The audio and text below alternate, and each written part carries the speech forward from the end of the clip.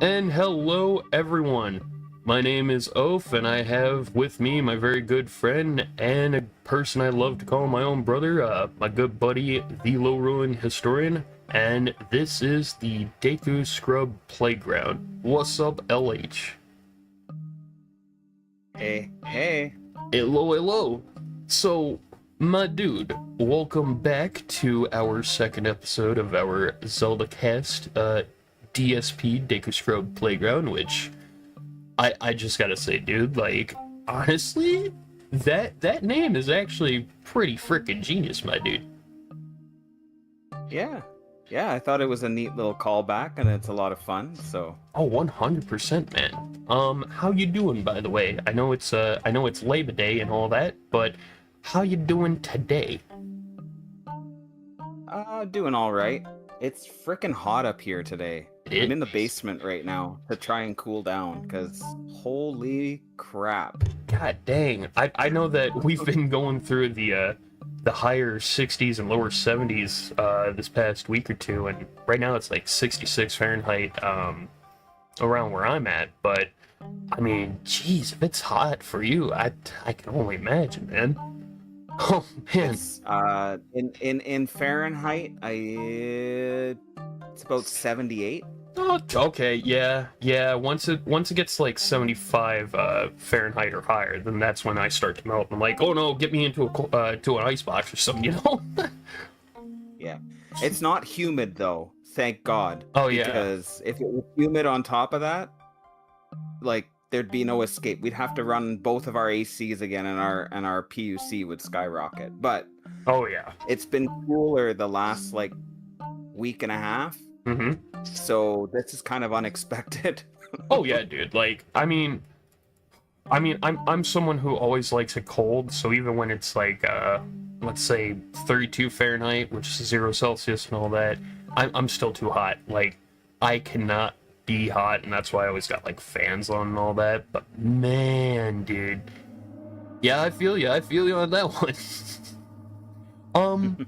Which is actually kind of funny as well, because speaking of heat and fire and red, our second episode today for our wonderful listeners and viewers on YouTube, and even if you're listening on YouTube without even watching, again, thank you for tuning in to our podcast. That does mean a lot. But as a transition from red and fire and heat, LH, you presented to me an idea for this second episode, and I am 100% all for it, because it is quite literally 1/3 of the essence of Hyrule, you know? Yeah, it sure is. Oh heck yeah. So for our second episode, today, we have, for everyone listening, watching, our second episode is going to focus on Ganondorf and how did you put it? The Malice cycle, or the cycle of reincarnation, Demise's curse. How do you want to hit this, LH? Because I'll have you start this one out. All right. So, yeah, the topic for today is going to be the reincarnation of evil, of darkness and malice and hatred, and the cycle of eternal torment that essence brings to the land of Hyrule. Yeah, exactly. It's like, oh Lord. For instance, it's 2025 now, so 14 years ago when Skyward Sword originally came out on the Wii. So fun part about that, when that game released, I was a sophomore in high school. But when that game was first announced, I think I was just graduating 8th grade in 2010, and I reserved that game at GameStop, and I had to wait two and a half years before that game came out. Like, it was a bit of a wait. I remember the delays and everything. But for so long, ever since Sky came out, and the first draft of the Historia that I still have, Ever since that came out, the long-standing thing was Demise, the Demon King, the source of all monsters and demons, which is, over time, I had to realize that is not the same thing as the source of malice or evil. That's a completely different source right there, and Demise would theoretically be one of those sources. So, for the longest time, we knew of Demise's curse, saying that those like you who share the spirit of the hero and the blood of the goddess are eternally bound to this curse. And he's literally pointing to, in story-wise, the hero, the Princess of Bruce, but thematically he's pointing to the player, like the person behind the screen. And what's real interesting about that is, like, it's supposed to be more of whether or not I come back or my reincarnation upholds, I still curse the player, meaning that any monster you see after him is more than likely going to be a faction or a fraction. And I could be wrong on that, very well could be. And the reason why I say that is, like, there's obviously evil influences that had no interaction or at least to my experience, had no interaction or had no reflection of Demise, you know? Like, there's Majora, there's Malladus, just as an example. And Majora, for instance, is already a dark god, or a god that either turned dark because of neglect, rituals, so on and so forth. There's also Malladus, who's another demon king, but for all we know, he could have had an equal ranking to Demise, but just ruled a different area, you know? Kind of like a king with his nobles under him and a ranking system like that. But I don't want to get too far off topic. We'll get back to the original point, which is, you know, the cycle evil and all of that revolving around Demise and all that. But you can't have Demise without having Null, right? Mm-hmm. Right. And Null is that ultimate evil, the embodiment of nothing, true nothingness. And to quote David Tennant from Doctor Who, it's unfathomable nothingness, like true nothingness that no one can comprehend. Like, when you imagine, like, a dark, bottomless pit, that is a completely different, you know, a completely different nothingness to true nothingness, right? Mm-hmm. Absolutely. So it makes you think, like, before there were anything, there was Null, and that is shown in the history of Hyrule's past via Echoes of Wisdom that was shown. Now, if we had via the goddesses, no less. Right, and that's the other thing. You've watched Doctor Who, I've watched Doctor Who. I was raised on a lot of science and sci-fi. So there's and I just messaged PLD about it a couple of days ago. But I grew up on, like, Doctor Who, Marvel, DC, Carl Sagan, Neil deGrasse Tyson, and then the last one, who I'm always forgetting the name of, but that'd be Dr. Goodness gracious. Dr. Michio Kaku. If you know, okay. If you know who he is. I grew up watching, like, a lot of those, for instance. So, like, space-time, sci-fi, time travel, and all of that stuff just comes as, like, a second nature for me. And if we take it as an example that there was an ultimate nothingness within this void of nothingness, that's before creation, that's before space-time's established. But on the very edge of all of that are the goddesses, which can also be reflected as, in place of this nothingness is creation by the golden goddesses, which is the planet, Hyrule, the land and country, which a country / kingdom is not the same as an entire continent, so we're not saying like the entire supercontinent that Hyrule's on is all, you know, all of that finer minutia and all that, but the goddesses sit on the edge of time, the edge of space-time, and that's literally them seeing everything everywhere all at once, you know. Yeah. So they contain the ultimate evil within creation, like within everything and all things, within the planet itself as well, from what we can see. But the void, aka the still world, is also its own. Yeah, oh God. Yeah. I'm not gonna go in. The way I can touch upon that. Yeah. The way it's sort of depicted, the way they want you to kind of think about it, the way I've understood it, is it's almost like a Russian nesting doll. Yes, like a jawbreaker. So at the very core, the deepest center is what's left of the void of nothingness, that still world, as the localization calls it, right, which contains null. Then above that, the layers. You're good. Above that sits the layers of the created world that the goddess has made. So you have like the crust and like the mantle of the earth, which would obviously contain the depths, now that we know a bit more about that. Places like Subrothia as well would most likely exist within that space. Yeah.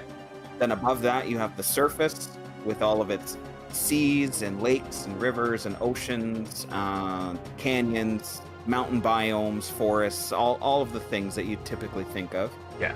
Above that, you have the heavens, the sky.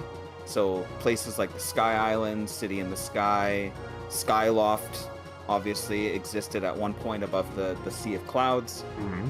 And you can see stars and the moon and things like that. So heavenly bodies exist beyond that. And then far beyond all of that, at the edge of, like you said, of the edge of space, time itself, is the goddesses. And you know what? I found the graphic. I knew I had a graphic on it, and I found it. And that's exactly it. Yes. Known still world, we could even say that's the core. And then void darkness. So that's exactly what I was about to get to as well, about to think of. So when we talk about like the oh god, this is gonna be awesome.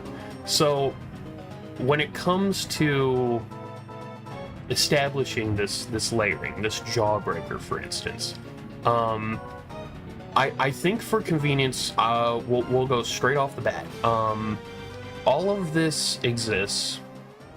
The Kingdom of Hyrule, the depths, the basically when it comes to the grand scheme of compiling all of this into one giant term, that's the light world. The light world, if I remember right, is main reality or existence, which is Hyrule and its sister kingdoms, the planet it's on, the sky, the underground, and inside of the light world it also contains the Twilight Realm, the Dark World, Termina, basically sister kingdoms and sister realms. However, when it's a different world like Lorule, that's a completely different beast, because Lorule is like literally the exact copy of Hyrule, but lower down on the pole, but not closer to the depths. It's more like its own different dimension. Yeah, which when it gets to that layer, that's more like thinking, if you think of this, right, this graphic, we've got these concentric rings. Mm-hmm. Just breaking them down to their base components, thinking of it like as a 2D plane, a 2D depiction.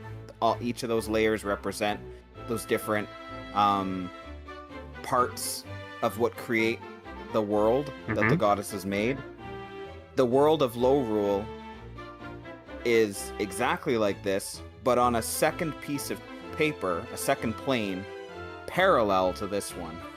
Exactly. With its whole its own, you know, creation story, its own layers. It has virtually everything the same but slightly different, Yes. which goes into the whole the multiverse theory.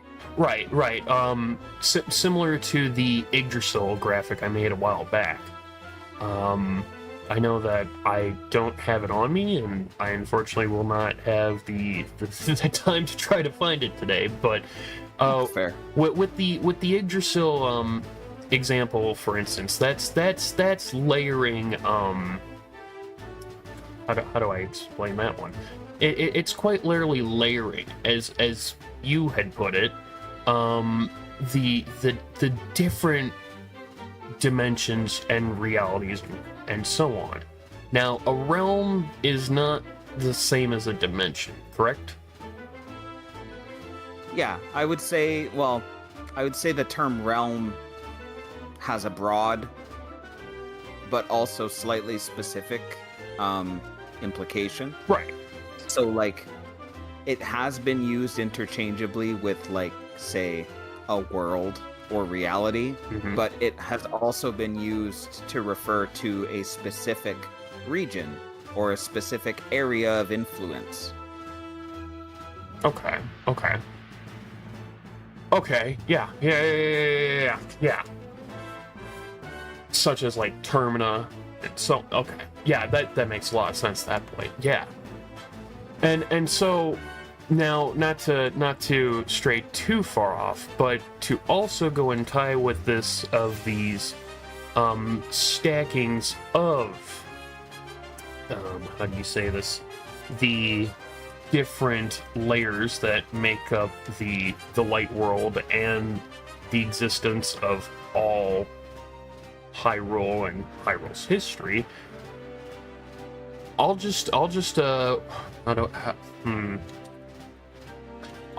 pivot real quick and connect all of this somehow. We have in Tears of the Kingdom, for instance, we come to find out after so long, Ganondorf was always alive, right? Yes. And There has always been a Ganondorf. yes, and the fun part is, as you and I have talked about it over the couple of years that we've known each other, you put it perfectly. Bunshin. Yes. So I can go into that a little bit. Oh heck yeah. So a bunshin, it's a Japanese term. It represents the idea of creating an alter ego or a separate self, independent of the original. It's been used quite frequently in the series. Specifically, one of the first instances of it was with Aghanim in A Link to the Past. He was a bunshin of Ganon. So while Ganon was sealed in the Dark World, this alter ego, this copy of himself within another vessel, essentially, was acting to release the seal on the Sacred Realm, on the Dark World, to unleash his true form. Now, it's also been used even more in a figurative sense in a few other games, like in Twilight Princess. Zant housed part of Ganondorf within himself. Right. And so he acted, again, like Aghanim, to release Ganondorf from the Twilight Realm, to resurrect his god, as he says. Right. So these things, this concept has been used in the series quite often. And if I could just real quick, and I apologize for interjecting like that. No worries. So there is one thing that strikes me though, when it comes to the difference between like a bunshin and like let's say, I don't want to say puppet, because when we talk about Ganondorf's puppets, that could literally be like a phantom or like a like Zelda's corpse from Twilight Princess, but I want to say puppet a bit because it's already of a person who's alive, but now houses a bit of that power, you know? So, like, Zant would definitely be a puppet, but then there would be, like, Ganondorf from Ocarina of Time, who touched the Triforce and went inside the Sacred Realm when you come to reality and figure out, wait, so Ganondorf never touched the Triforce in his life. Exactly. And that's the weird part. His literal Bunshin is the one that got into the Sacred Realm, but his body was inside of Hyrule that entire time. I wish I went a little bit more into this with this upcoming theory I'm doing, but this ties in perfectly from what we're talking about now. Ganondorf's physical self is underground. He can't just get up and walk into the Sacred Realm at that point. He wasn't in Ocarina, that was just a Bunshin.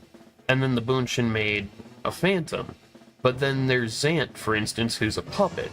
And then that's why I guess that's why I wanted to bring this up, because there are the finer classifications of that, you know? Because if we were to say Aghanim, who's a Bunshin, which is correct, and Aghanim would be like on a similar level as like a Phantom Ganon at that point, it's also the thing of a hierarchy of these phantoms. Yes. So like there's the Ocarina of Time Ganondorf, who's a Bunshin, but then he makes a phantom. Yep. But then there... So it's similar to the concept of the Russian nesting dolls. Yes. Of reality. It's just like a fractal image of it. And like, let's say with Twilight Princess, for instance, I also sent you the file, and I'll probably bring it up here in just a moment because I finally found it. The whole thing with Twilight Princess, we have Ganondorf, who's a Bunshin in that game. We have Zant, who's sharing a piece of Bunshin Ganondorf's power, which is already siphoned from his actual body. So we have a puppet that's being controlled by a Bunshin, or at least sharing power from a Bunshin. But then you also have Death Sword, right? I personally do kind of buy into the idea that Death Sword was a Phantom Ganon in a sense. Okay. Because of not only the what is it, the Gabora name marking on the sword, the Mountain Brothers from Termina, which that doesn't really make sense that they would... Neither here nor there, but the music you have in the boss fight, the way he floats around, the undead presence, the giant sword that would fit Ganondorf's stature, and oh yeah, why would there be a ghost enemy inside of Ganondorf's execution site? Halfway through the game, you know? Let me pull up the thing I just sent you, and again, I apologize for interjecting, but I do think it was sorta what do you call it? Relevant? Yes, thank you. To try to go between that differentiating of the hierarchy and the Bunshins and the Phantoms and all of that. I do apologize for interjecting like that.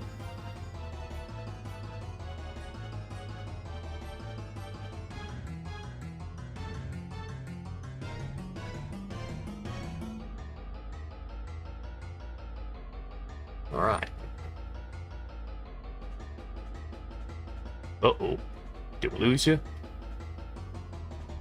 Did you lose me? Yeah, I thought we lost you for a moment there. I thought you lost, like, it said something about stream paused. Oh, no. And Oh, sorry about there was that. no image, there was nothing there. Oh, yes, that was on my end because I was trying to open something up, but I don't know if it, Yeah. Okay, sweet. All right. So, Yes, sorry about that, and sorry everyone for that tangent. That is my bad. We were talking about the Russian nesting doll and jawbreaker equivalency / stacking of, how you say, the light world, aka Hyrule space, and the reality it's in. And then we were also talking about the possible stacking of the different realities similar to Yggdrasil before I went into that side tangent.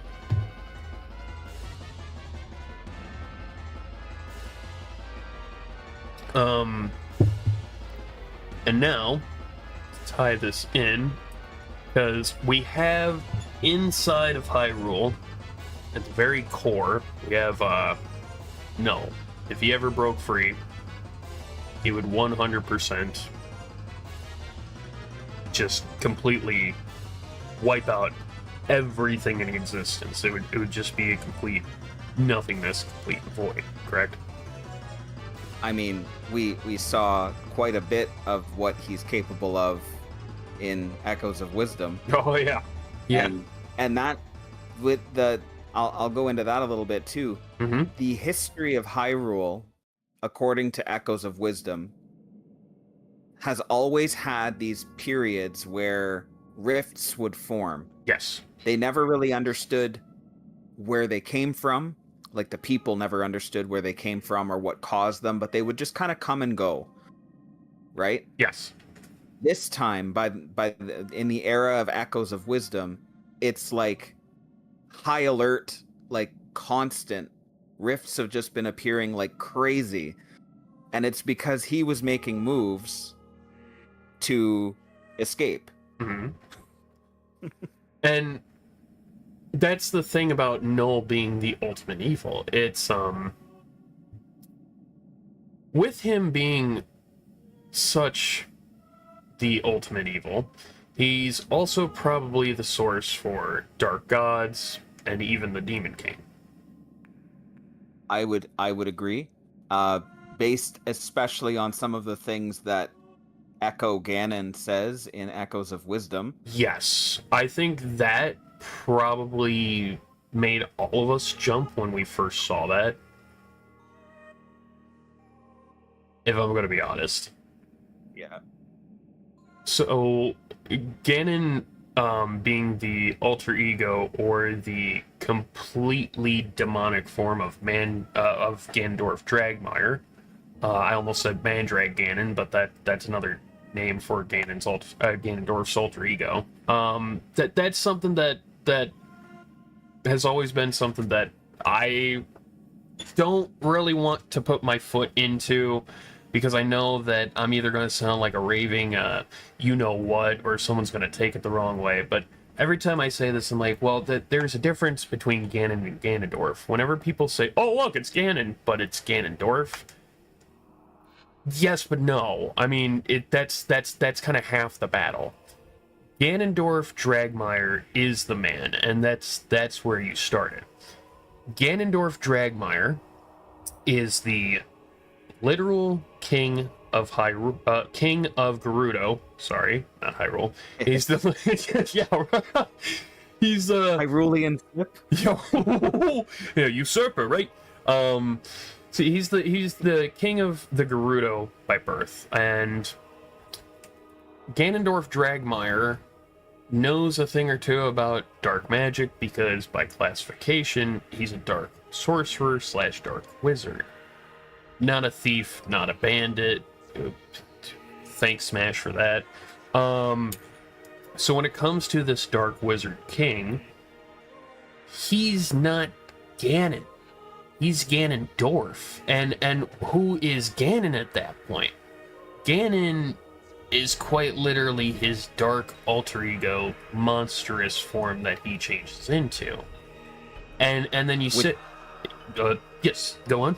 Sorry, I was going to say, which on occasion has also taken a human form, but it isn't Ganondorf. Right.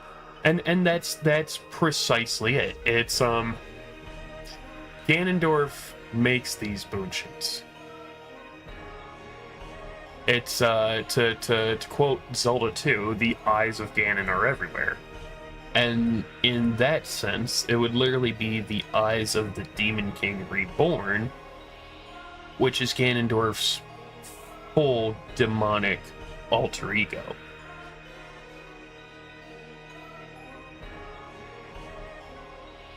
It's almost like the evil power that Demise said would reincarnate was welling up within Ganondorf, and Ganondorf's the vessel, you know? Yeah. He's the main vessel of this hatred and malice towards creation, towards the hero and the blood of the goddess.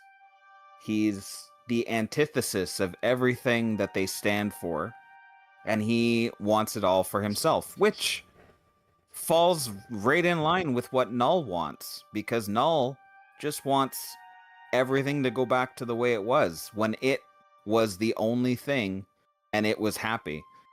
Right. And that's also kind of what I also wanted to say earlier before I get sidetracked by myself.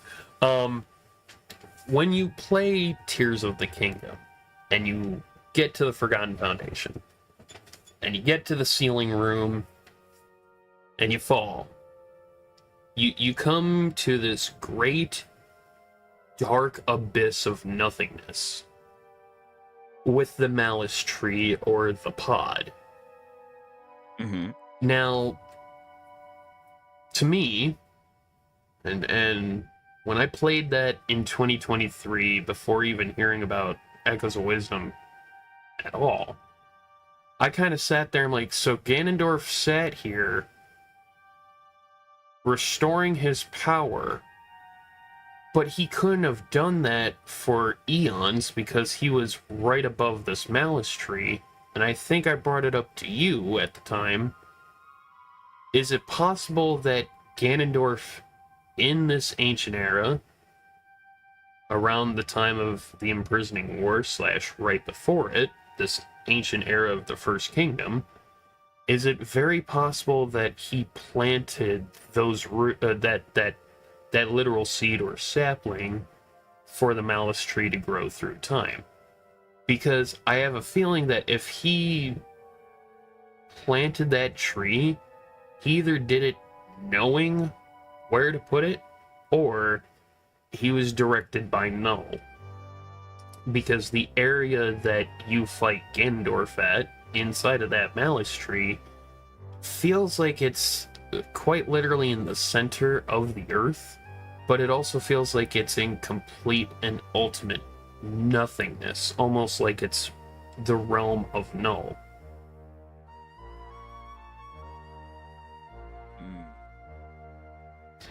There's a lot of mysteries about that tree. And it almost... I'd be... God, I'd be willing to say...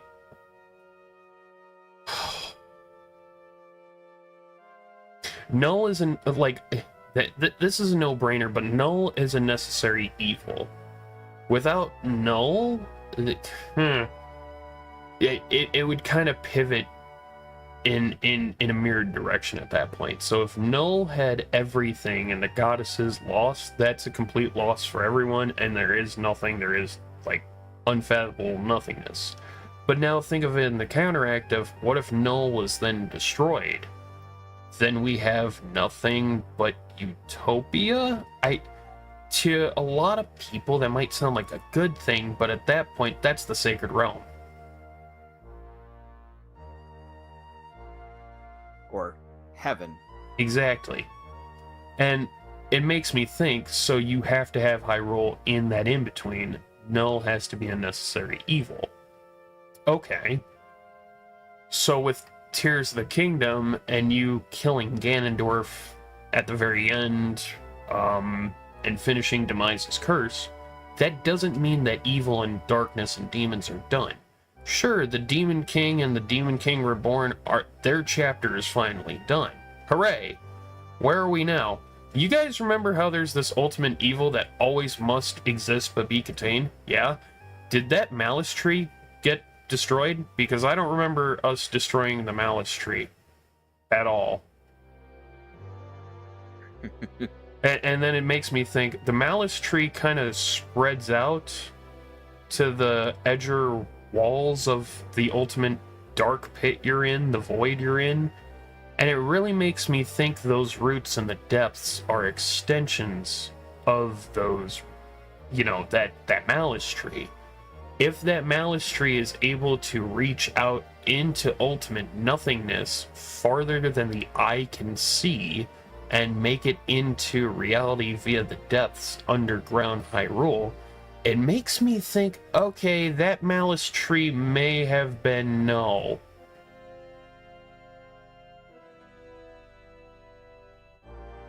It may have been null, or it could be an extension. It could be something tapping in to his prison. Right. Like, maybe it's one of Null's shadow echoes, because Null is a corrupted Tri.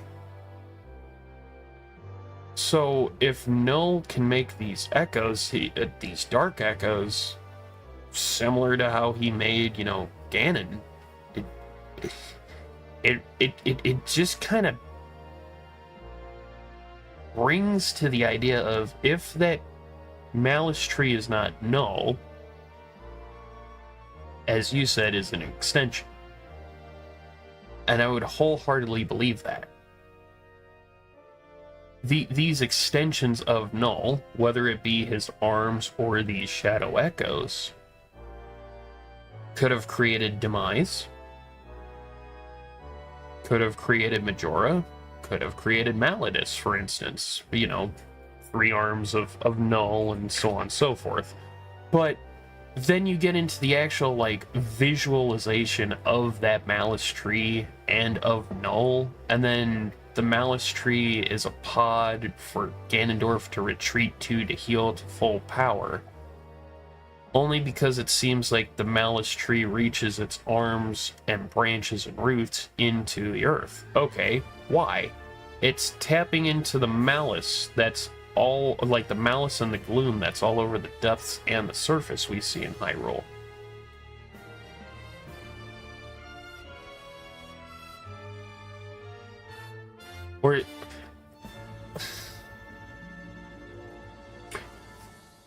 Or at least that's how I'm seeing it. I know I'm doing a poor job trying to explain it.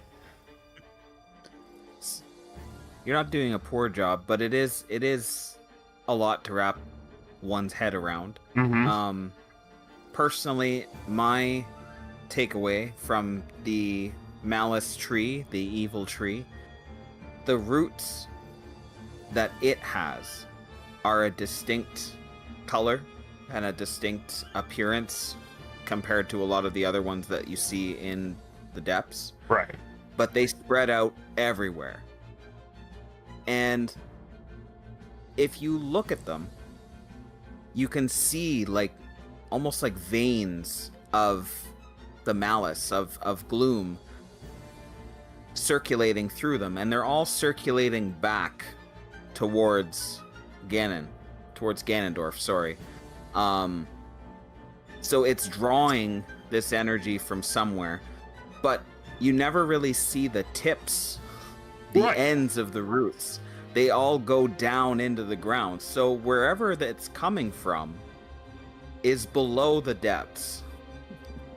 Right. And which, as we've discussed, the lower levels, the interior of the world the goddess has made, is what's left of the void, which is where Null resides. And Null is a very hateful boy. Yes, he is. He does not. He hates the goddesses, and he hates the creation, and he hates all of it. He wants everything to go back to the way it was before, when it was alone and it was happy. So of course, all of that hate that's been building up towards this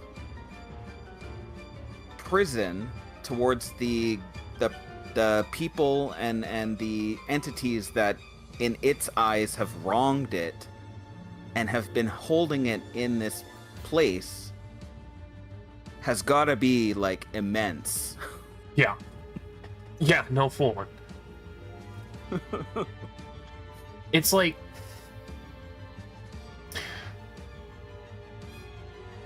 let's say Null created Demise, for instance. Let's say that how we know that the three golden goddesses created the Triforce and then also created Hylia to hold the Triforce and protect it. We could say in the inverse, instead of three entities creating one, we now have one entity creating three. So the ultimate evil Null. He then creates the source of demons and monsters, Demise, the Demon King above all Demon Kings. He makes a second Demon King, which is not really a Demon King, but more of like an invader, who invades the land of good spirits, which would eventually become the neighboring continent, to eventually become the kingdom of New Hyrule, which makes me think in the Child and the Downfall timeline, Maladus was stopped and no one ever made a kingdom out of that land. That's just really funny to ponder at that point, like, huh, okay. But then it's like, okay, so who's this third entity? And that would have to be Majora. I almost feel like Majora was supposed to be that 1/3, or maybe it was Bellum. Now Bellum is an interesting one. Yeah. Bellum is the antithesis of the Ocean King, the god of that reality, that pocket dimension. And the name Bellum refers to the Latin word for war. So it's warring with the deity that protects that land. So it's at least comparable to scope and to power as the Ocean King itself, which is a servant of the gods, right? It's worshipped as a deity. It is a protective deity, but it isn't like capital G God. Right. It isn't one that's created the world. It just protects a realm, a region of it. Yes. So Kami. Yeah, it's a lower Kami, and it's not like the lowest level of Kamigami, but it is a what's the word? Is it Memorigami? Oh, it's a protective deity. Yes. Regardless. Right. And that again goes back to our Pantheon talk, which you remember me saying at the beginning before we started, you know, I've got the graphic, but I don't know if we're actually going to get into it. We got into it. So for everybody watching and listening at home, we have this graphic for you guys. It's both in motion and unlabeled, and we'll give it to you guys for an example. So we have basically a collection of gods, both old and new, dark and light, and even in between.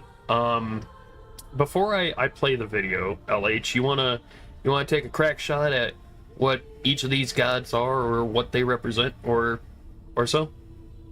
Sure. So, starting on the left-hand side, the golden side, we have the goddesses of the Triforce, the goddesses of creation, Din, Nehru, and Feror.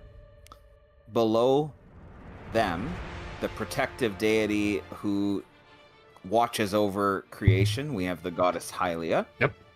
And then below her, we have the likes of the Fairy Queen, we have Melania, we have the Desert Goddess, or the Goddess of Sands, and we have the Wind Waker, So in that instance, I'm assuming you're referring to the gods of wind and nature. Yes, that yes. The Wind Waker reaches out to, yes? Yes, because I was gonna put like Zepho and Cyclos, since they're technically wind gods, but they're not the god of the winds, because there is that distinction, you know? And yeah, exactly. I put the Wind Waker for the yes, exactly. Okay. So, start moving towards the right. In the center, we have the Bargainer, or the Majin. Mm-hmm. That is the being the Bargainer. It deals with souls. It is sort of opposite to Hylia, in a sense, like there's a connection between them. In Tears of the Kingdom, every location that has a goddess statue has a matching Bargainer statue in the depths. Yes. He's not necessarily evil, but he's not necessarily good. He even states good and evil are concepts for mortal minds. So he's pretty much the definition of true neutral. Exactly. And then on to the far right in the red, at the top we have Null, the embodiment of void, of nothingness. Mm-hmm. Then below Null we have Demise, the bringer of the end, the Shuen no Mono in Japanese, also known as the Avatar of Nothingness in several of the other localizations, which goes hand in hand with the presence of Null. If Null is nothingness, then Demise would be the avatar, the incarnation of that nothingness. I like that. And then, thank you. And then below him, we have the likes of Majora and Vati. Yes. Now, Vati is an interesting one because Vati represents what can happen to a mortal who becomes too obsessed with the darkness. Vati was a Minish. They started out as a basically the servant of a Minish sage, an apprentice, so to speak, obsessed with the darkness in men's hearts. Because, of course, humans, are born not good or evil. They're born neutral, just similar to the Bargainer. We kind of just exist, and we can go either way, depending on our choices. So there are people who have a lot of hate and anger and like negative emotions and feelings in their hearts. And Vati became obsessed with this, became obsessed with acquiring more and more knowledge and more power. And ultimately, through the means of various rituals and various acts, became a living deity of evil. It's the wind god, the devil of winds, as it's known in Japanese. So he literally became the closest thing to a god that a mortal could. Right. And that's why I like to call him a new god, because he's not the same in the hierarchy as, like, let's say, Demise, Hylia, and the Bargainers.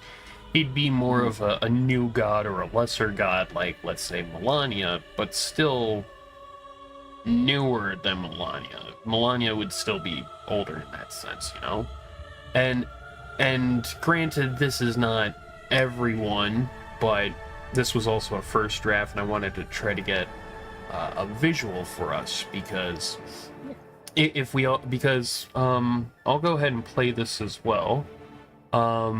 Just as you said, each of these gods, goddesses, and so on have their own different factions and so on. So we got Din, which is the goddess of power.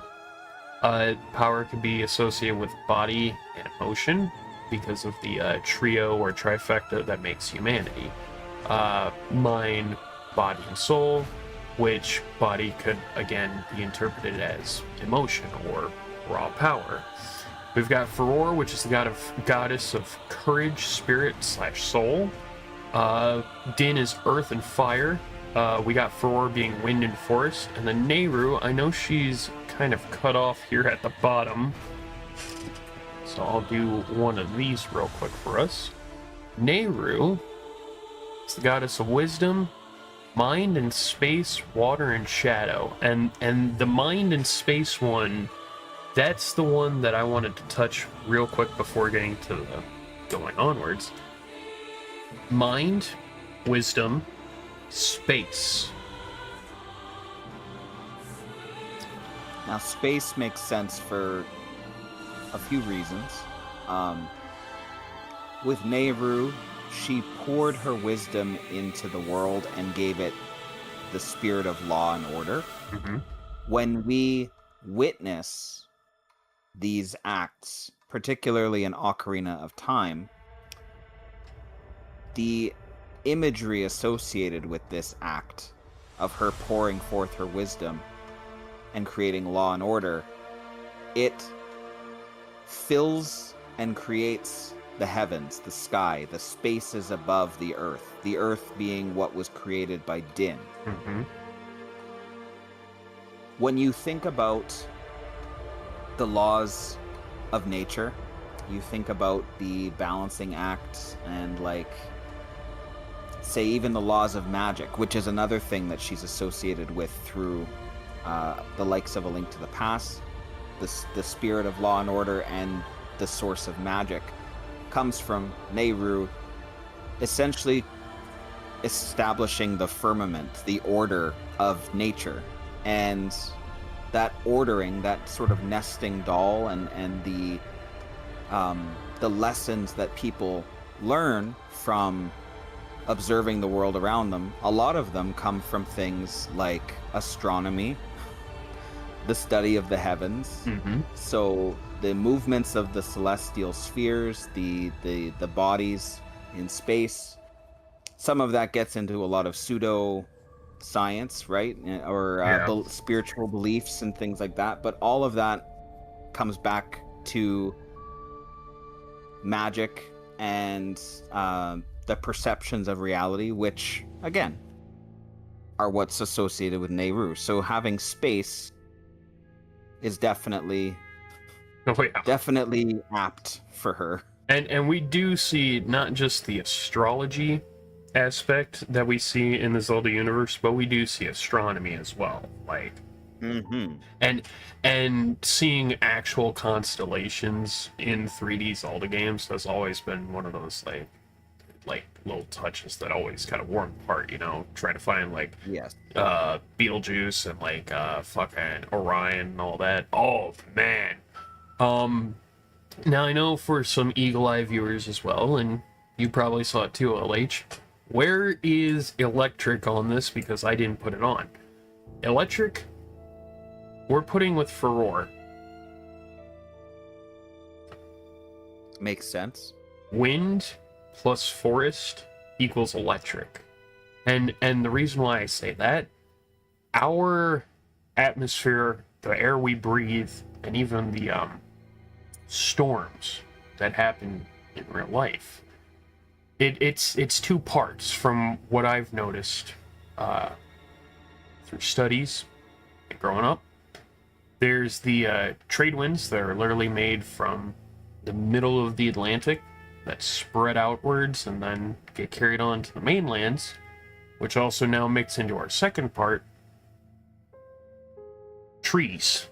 Literally trees.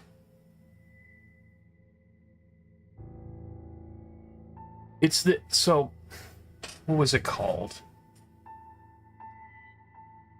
Forest.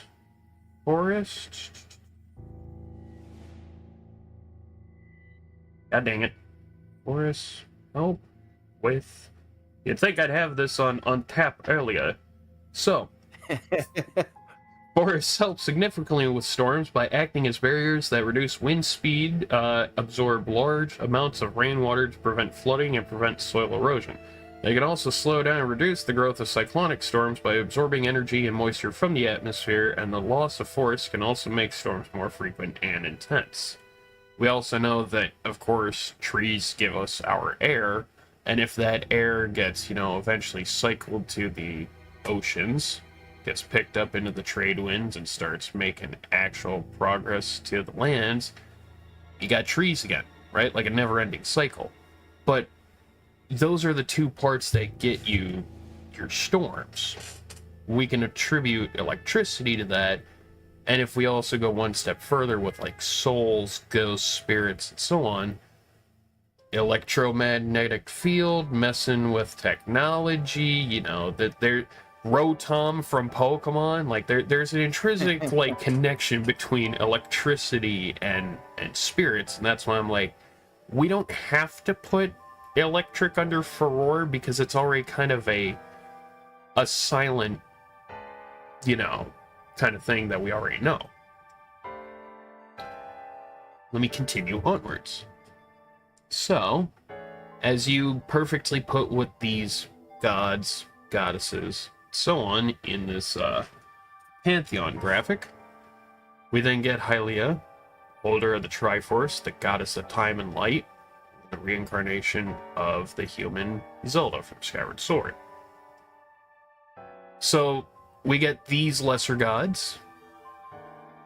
Queen of Fairies, we get Melania, Wind God, and then the Goddess of Sands. So, the Queen of Fairies, I interpreted it as she's like the god of all fairies. Yeah. Okay. Because, like, literally the way that she has a puppet doll similar to the Great Fairies made me think, okay, well, she's above even Great Fairies, and Great Fairies are like the ones above all fairies. Right. So is like the queen of all fairies the god of all fairies? Yes. Oh, okay. So she's the fairy mother.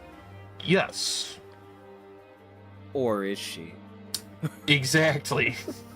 The fairy mother, I still think is under the queen of all fairies.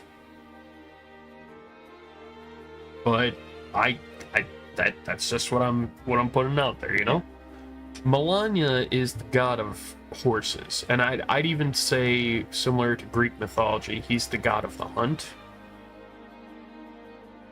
So he'd also probably he'd possibly also be the god of warriors.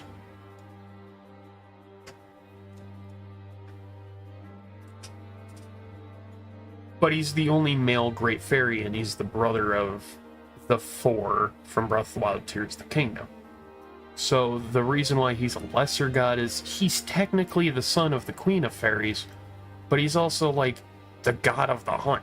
Oh, okay, so what does that make him? A lesser god still. We have the wind god, which is the god of winds and storms, which is not the same as Furore, who is the god of electricity. But then you have the goddess of sands, who is presumably the god of sand deserts, which makes me immediately think that's our earth god the whole time.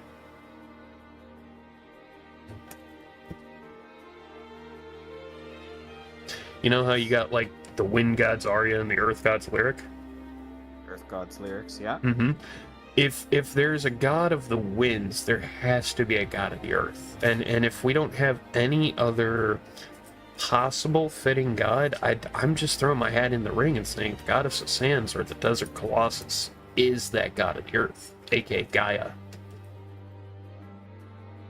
You know what else is maybe a bit of an odd coincidence for that? When we go into the Earth Temple in the Wind Waker. Oh my god, yes. No, I know immediately where you're going with this.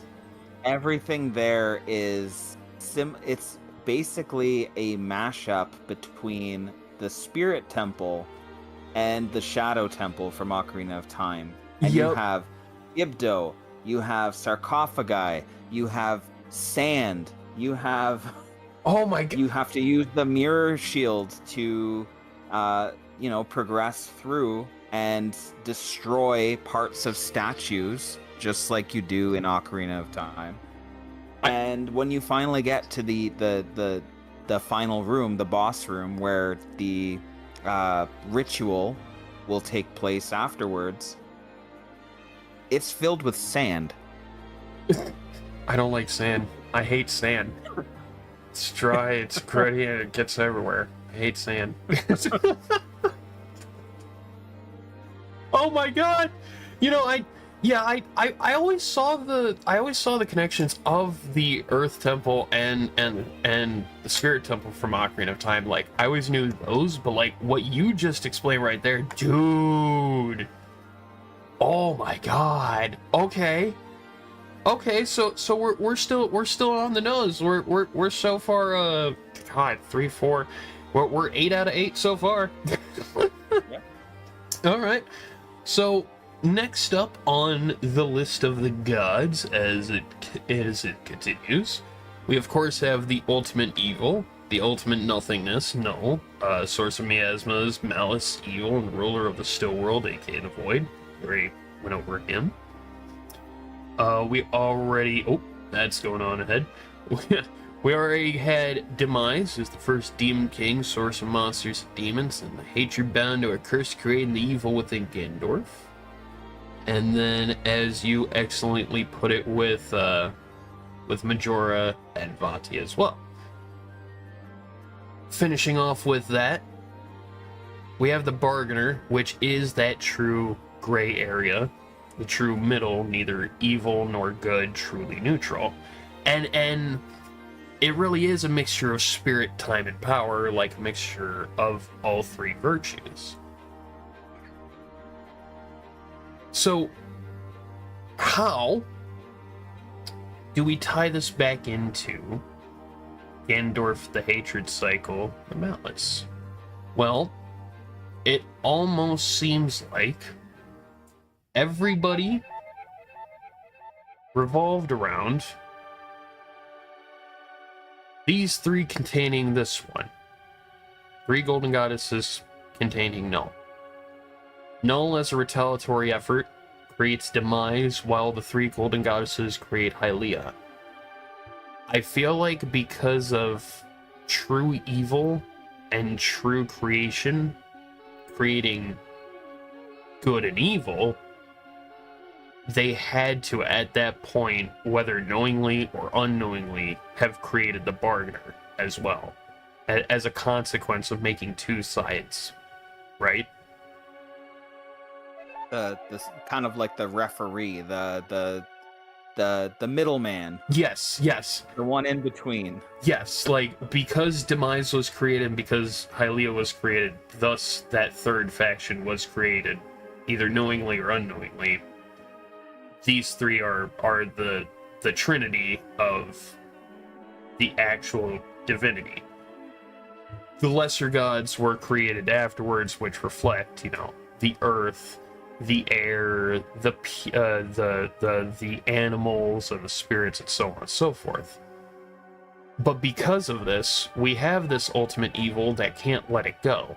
He literally creates a source of all monsters and demons, and that source is stopped to a point that it curses the hero of the sky and the goddess reincarnate and this guy named Groose, as well as the Sheikah.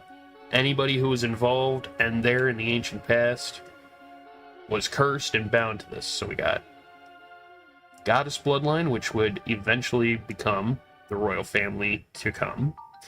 You've got the spirit of the hero, which after the hero's sky dies, that spirit goes and houses itself in an individual when the time comes in their era. You've got Groose, who I do believe is biologically the ancestor of Ganondorf Dragmire by blood. And Amber eyes, red hair, yeah. Hunched over stance. Yeah, he's big. He's a big boy. If Groose did not go through the Gate of Time and help out Link, we probably wouldn't have Ganondorf. and I'll get to that in a moment. We have the Sheikah via Impa being cursed. And that's kind of a low-bearing fruit of how does that work? Well, they're the ones who are the right-hand protectors of the Hylians and the royal family. But they've been doing that even before there was a royal family, even before Hylia gave up her immortality and her divinity. So since like the eons before Skyward Sword, the Sheikah were always there. So as an extension, you guys are never going to be seen again. Oh, that's our ultimate fate. Yep, well, it's a good thing we work in the shadows. So, it ties this all back into, well, what about Ganondorf and the cycle? Well, you see, Groose being there is that caveat of how one small thing can spiral like the butterfly effect. Because of Groose being there, he's now part of the curse of demise. His curse that says, I will eternally bound those, Blow of the Goddess, Spirit of the Hero, they are eternally bound to the curse, those like you. Basically, those like you. So not Sky himself, not Zelda of that era, not Groose, but their descendants and anybody who emulates them and has blood descendants. So that'd be Zelda's blood family, that would be Groose's eventual bloodline descendant, Ganondorf, and that would be every hero that is possessed by the spirit of the hero. When this goes back to Ganondorf, before Ganondorf was born, we knew of literally the Interloper War, and that's it. I have this belief that if Groose wasn't there, Ganondorf would be alive, of course, but not in the way we would know him. He would literally be the king of the Gerudo, and that's it. He'd be an ally.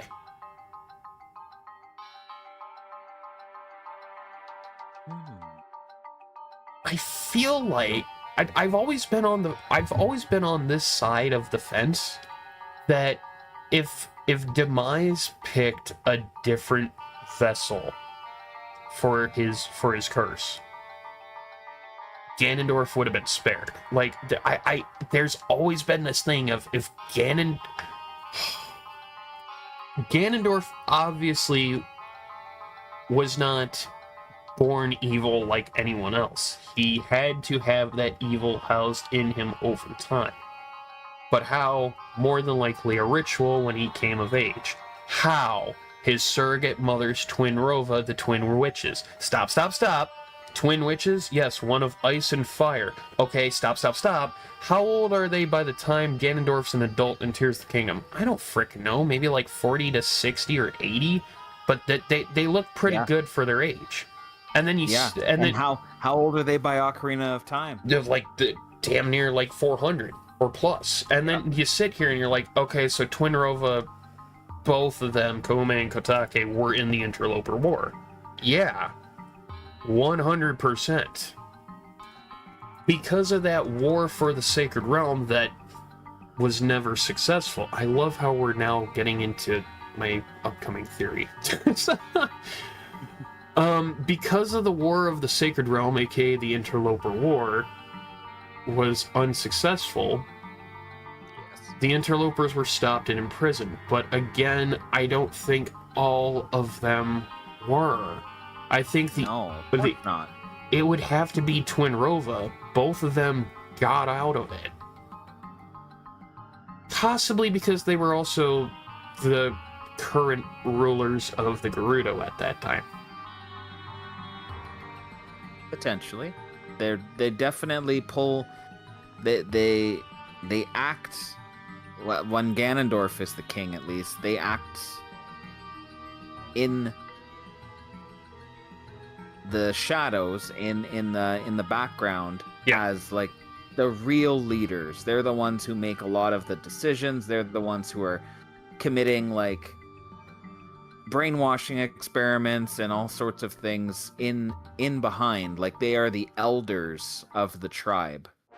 Right. And they're the ones who have this vast knowledge and this seedy past and all of this influence.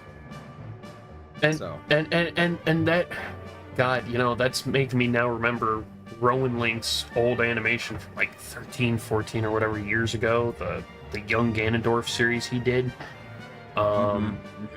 Because I think he actually hit it on the head. Like, that's going as far back as like the time right before Skyward Sword or right after Skyward Sword came out IRL, that we knew nothing other than Hyrule Historia, and I think he hit it on the head even then. To a point that each time I think of, well, how did Ganondorf actually get this source? It's demise. Right. But he wasn't born with this evil source, he had to come of age of it. Right. Through his surrogate mother's twin Rova, who were obviously some kind of generals or leaders in the Interloper War on the losing side, aka the evil one.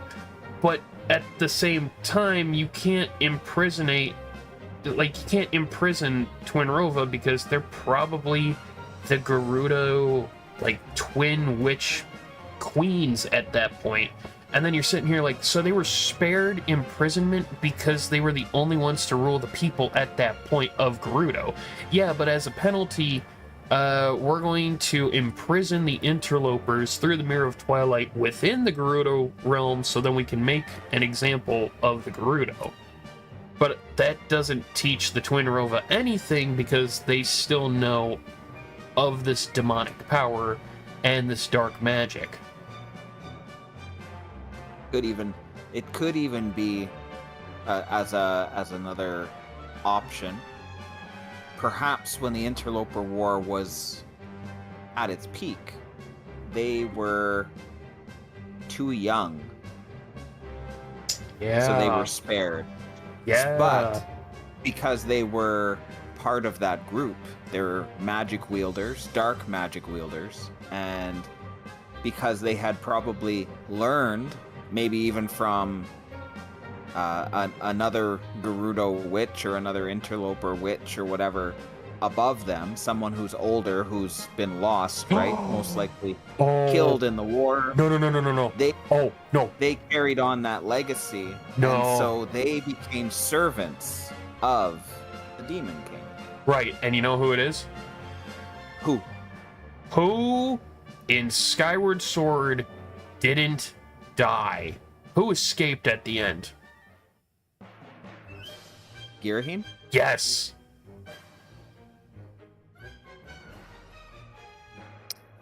Yeah, he just kind of noped out. We don't know what happened to him, eh? Girahim is, for the people listening at home right now or watching, Girahim in Skyward Sword is the Demon Lord, the right hand of the Demon King Demise. He's also a demonic sword spirit, like the exact opposite of Fi, or Fi, however you want to say it. I say Fi. Fi Fofum. Yeah, exactly. Who's on first? So when it comes to Girahim, at the end when Demise is stopped, before Demise is sealed, before Demise places his curse, he grunts, gets up, and strikes the ground with Girahim the demonic sword. But you look as Demise is looking, and the sword fizzles away. Very similar in color to Null's miasma, by the way, like via the voids. Yes. And then you see, yeah, it's like dark. It's dark purple. Exactly. Like violet purple and black. And that makes me think, okay, so Null probably created Demise, which Demise becomes his own entity, but Girahim is just a vessel or an echo of Null. So that makes me think, going on what you were thinking, someone had to teach the Twin Rova, Twin Witches, Kome and Kotaki, what they know to teach Ganondorf eventually what he knows to be the reincarnated Demon King. It's probably a no-brainer at that point. It's Girahim. And through Girahim, that's how Null passes on what he knows. Interesting. Because unless we're,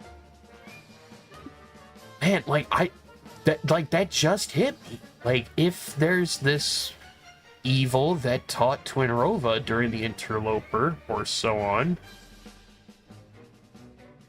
I can only think of Girhim. Like, I can't think of Demise because Demise is already long gone at that point. And Ganondorf's probably not even born.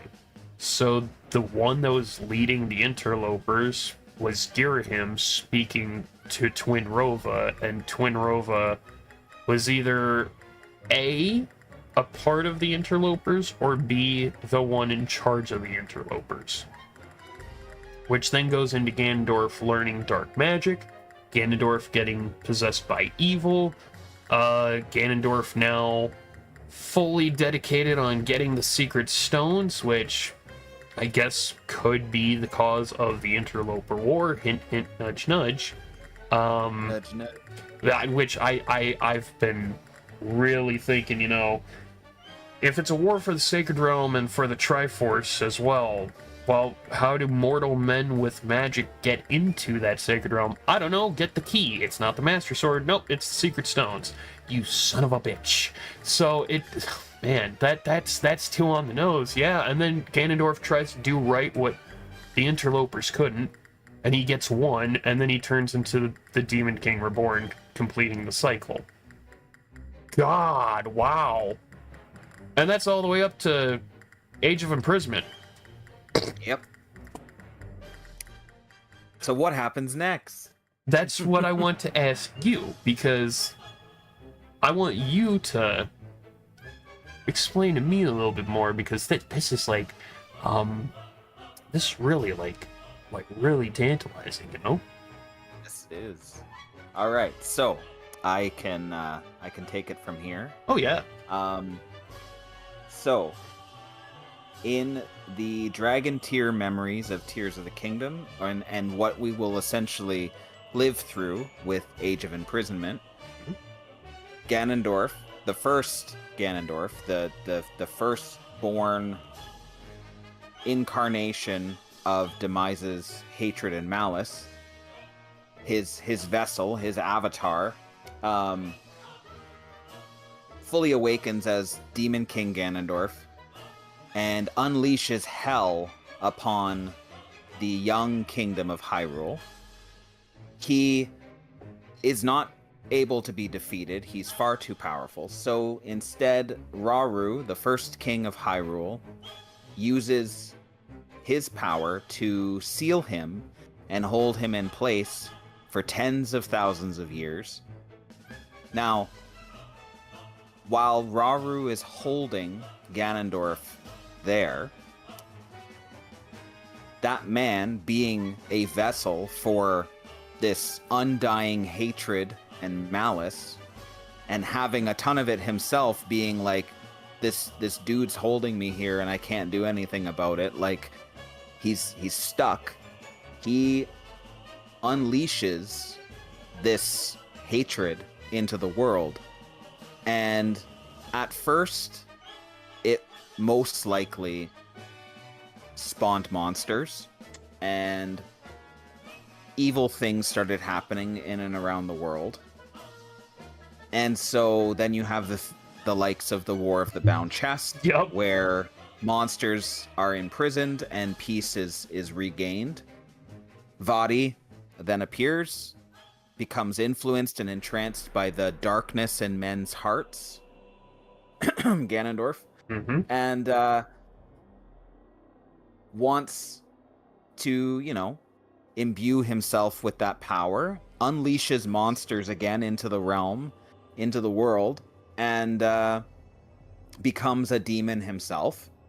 Now, during that sojourn, during that adventure, Vaati also posed as the King of Hyrule, and had everyone seeking for the Light Force, the great power bestowed upon the world, originally by the goddesses themselves, but also a piece of it, a some of this power was given as a gift to the hero of men by the Minish during the War of the Bound Chest. Now, unbeknownst to Vadi at the time, this power was held by the princesses of Hyrule, by the royal family, and is passed down through their bloodline. So it's just more great power, more sacred power packed onto that goddess blood family. But that searching, that spark, during that time, some of the rumors about this great power, about this light force, was that it was a source of limitless magic and could grant wishes. Gee, what does that sound like, Oaf? So, yeah, as an old acquaintance of mine and I have talked about it before, Instrutilis, or Instru for short, that event most likely sparked the wars for the Triforce, because the Triforce, at that point, its existence has been hidden, right? That was the whole goal of Zelda at the end of Skyward Sword, is that it has to be protected, it has to remain secret. Impa imparted that to her, and she also said, you know, as the goddess reborn, you know that it's too dangerous to be out in the world and for mortals to wield.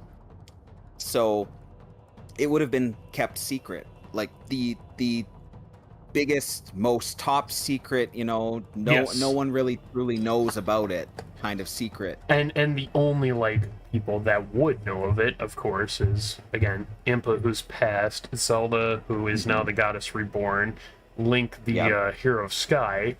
Not really Groose. I mean, he'd see it and be like, oh, nice, okay, bye. And then there'd be Headmaster Kapora, who's like, the Relic of Ages. I know too much about this to even touch it. So, like, the only people who would have responsibility to even touch it, to wield it, or even to hide it at that point before, like, let's say, the Interloper War, I'd even go one step farther. Before the Zonai showed up. The literal messenger of the gods, being the hero of Sky and Zelda of Sky, they take the Triforce back to the sky. And the people of the sky, who eventually become the Zonai, as you said before, yes, they're the ones to hold, well, not to hold, but the ones to literally be like, okay, we'll watch over this relic. Where did you guys go? Don't worry about it. But is there land beneath those clouds? Don't worry about it. Will we ever see you again? Don't worry about it. And then you sit here like, oh, Skyloft was the sacred realm. The land of the skies, yeah. I mean, most depictions of the sacred realm involve floating islands and clouds and, like, this golden light, right? Yeah, and which all of that is seen in various iterations of the sky, but in particular in Tears of the Kingdom. Almost everything up there in the Sky Islands is golden colored. Why? Because there's something different about the land up there, about the environment. Everything that goes up there that may have originated on the surface, like Skyloft or like the Great Sky Island, is influenced by something up there. Exactly. And I'd even go one step further to say that because these humans in the sky see this relic, they'd be like, well, that's too scary to even touch. So let's go ahead and lock it away, because we don't even know what's underneath the clouds, and this came from beneath the clouds from what we can see. Let's go ahead and lock it away with these presumably 10. I'd like to say that there was 10 at that point, but 10 secret stones. Through time, they evolve into the Zonai, have to go back to the surface eventually, because they're, you know, interested of if there's anything below the clouds, and before they leave their sky home, they lock away the Triforce in the actual, like, sacred realm, which is more than likely the highest point in the sky. like the absolute highest point that only like using a dragon or something can get you up there. Yeah. I'd say higher up than the highest point in Skyward Sword's, map, And so that brings it back full circle of like, okay, Zonai with Secret Stones, got the Triforce in the Sacred Realm. Triforce has not been touched. Ganondorf now wages a war in the Imprisoning War because it's a ripple effect of the failure that happened in the Interloper War because people of the surface saw the Zonai coming down and were envious of them. The Zonai also probably got convinced to fight with the Interlopers, and that's why a mass majority of them fell. Could have been slaughtered one way or another. Yeah. One way or another, I feel like the Interloper War is responsible for the mass Zonai disappearance. Yeah, exactly. Yeah. And because of that, that would result in the Imprisoning War to once again try to rule the surface. In Ganondorf's mindset, if he rules the surface, he can then find and rule the Secret Stones. He does that and wields all the stones. He now can go into the Sacred Realm and get the Triforce. It sounds convoluted, but I think that's on the nose. Yeah. Now that we have some of that established and we have some of that out there, back to where were we? We were at the Minish Cap, leading into Ocarina of Time. Yes. Oh, okay. Yes. So, not doing Force Sword? Yeah, Force Sword. So Force Sword on its own, not really that important, to be honest. It's not super important to the overall scheme, or the overall arc. Other than Vadi is still a force, is still a menace. Yeah. He's resurrected. He caused trouble, got sealed away, came back, got sealed away again. That's pretty much the bulk of the story for Force Sword. Exactly. But it happens, right? It's still there, but it's not necessarily key or vital to the arc. Exactly. The arc being, because of that spark, that search for the light force, rumors spread about this force, this power. The myths and legends and stories of this power conflate with another one, the Triforce. Yep. And basically chaos ensues. People start fighting for any sort of scrap of information about this relic, about its whereabouts, and the entire kingdom of Hyrule, within just a few generations, has succumbed to a fierce and violent civil war. All of these different factions are fighting for control and for more information, and then lo and behold, in the Gerudo Nation, a boy is born. His name is Ganondorf, and he, by their laws, will become their king when he's of age. This is Ganondorf the Second, so to speak. And he would be, at least my understanding would be, he is a vessel. Yes. For the original Demon King Ganondorf's hatred and malice, which again has been building up this whole time, and like we said, has most likely sparked or created the surge of monsters that began the War of the Bound Chest and all of those other related events. Mm-hmm. So now Twinrova use this boy child, and most likely through some means of ritual, imbue him with this essence, with this malice and hatred, this miasma that their master, their son, their chosen one, yes, has been manifesting and unleashing into the world. This boy becomes that vessel, and he becomes the Bunshin of Ganondorf. He becomes Ganondorf but isn't the original. Right. He's a vessel.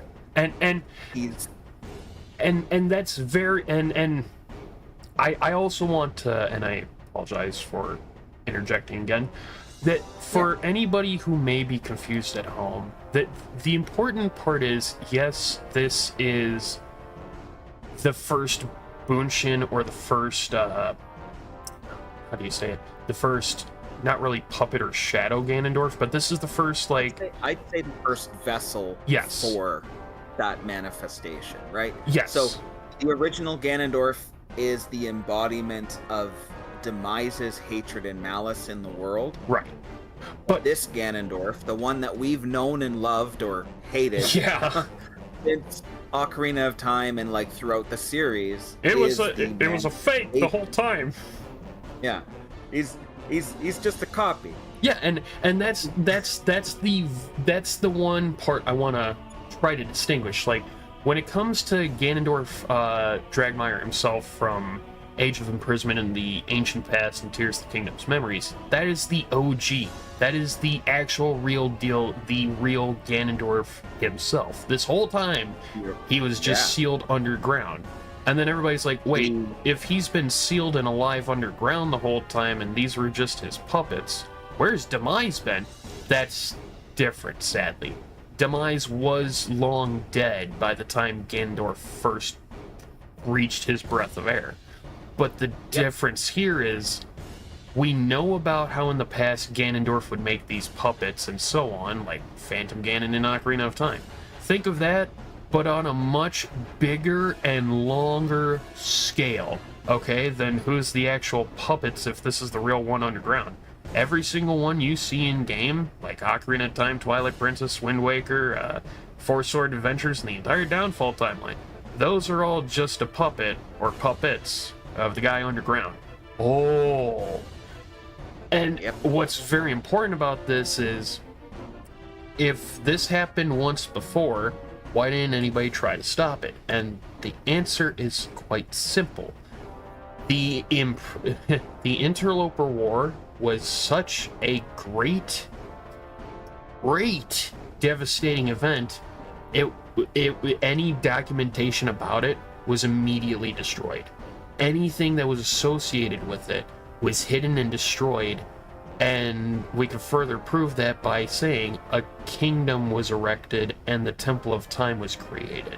We already know the Temple of Time via Rauru was created as like the end mark of the Interloper War, to signify like, hey, here's the gate to get in the Sacred Realm. Good fucking luck. But like, it's the literal cause and effect. But they would also destroy those records because anybody in the future could possibly get to them and try it again, right? So that would also wipe out the name of Demise, the Hero of Sky, more than likely anybody from Skyward Sword and the settlements afterwards. It would probably wipe out the names of major locations, because a kingdom is now made as the response of this Interloper War. Okay.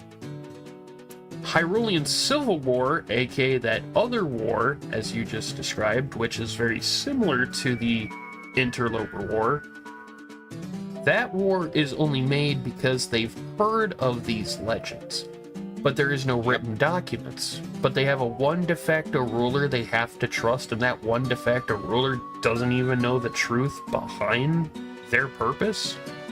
So the war ensues. It's literally like a war was made, a war came, a kingdom was made because of it. And then a war happened because the kingdom was made because of that war that happened. It's quite literally like that, you know?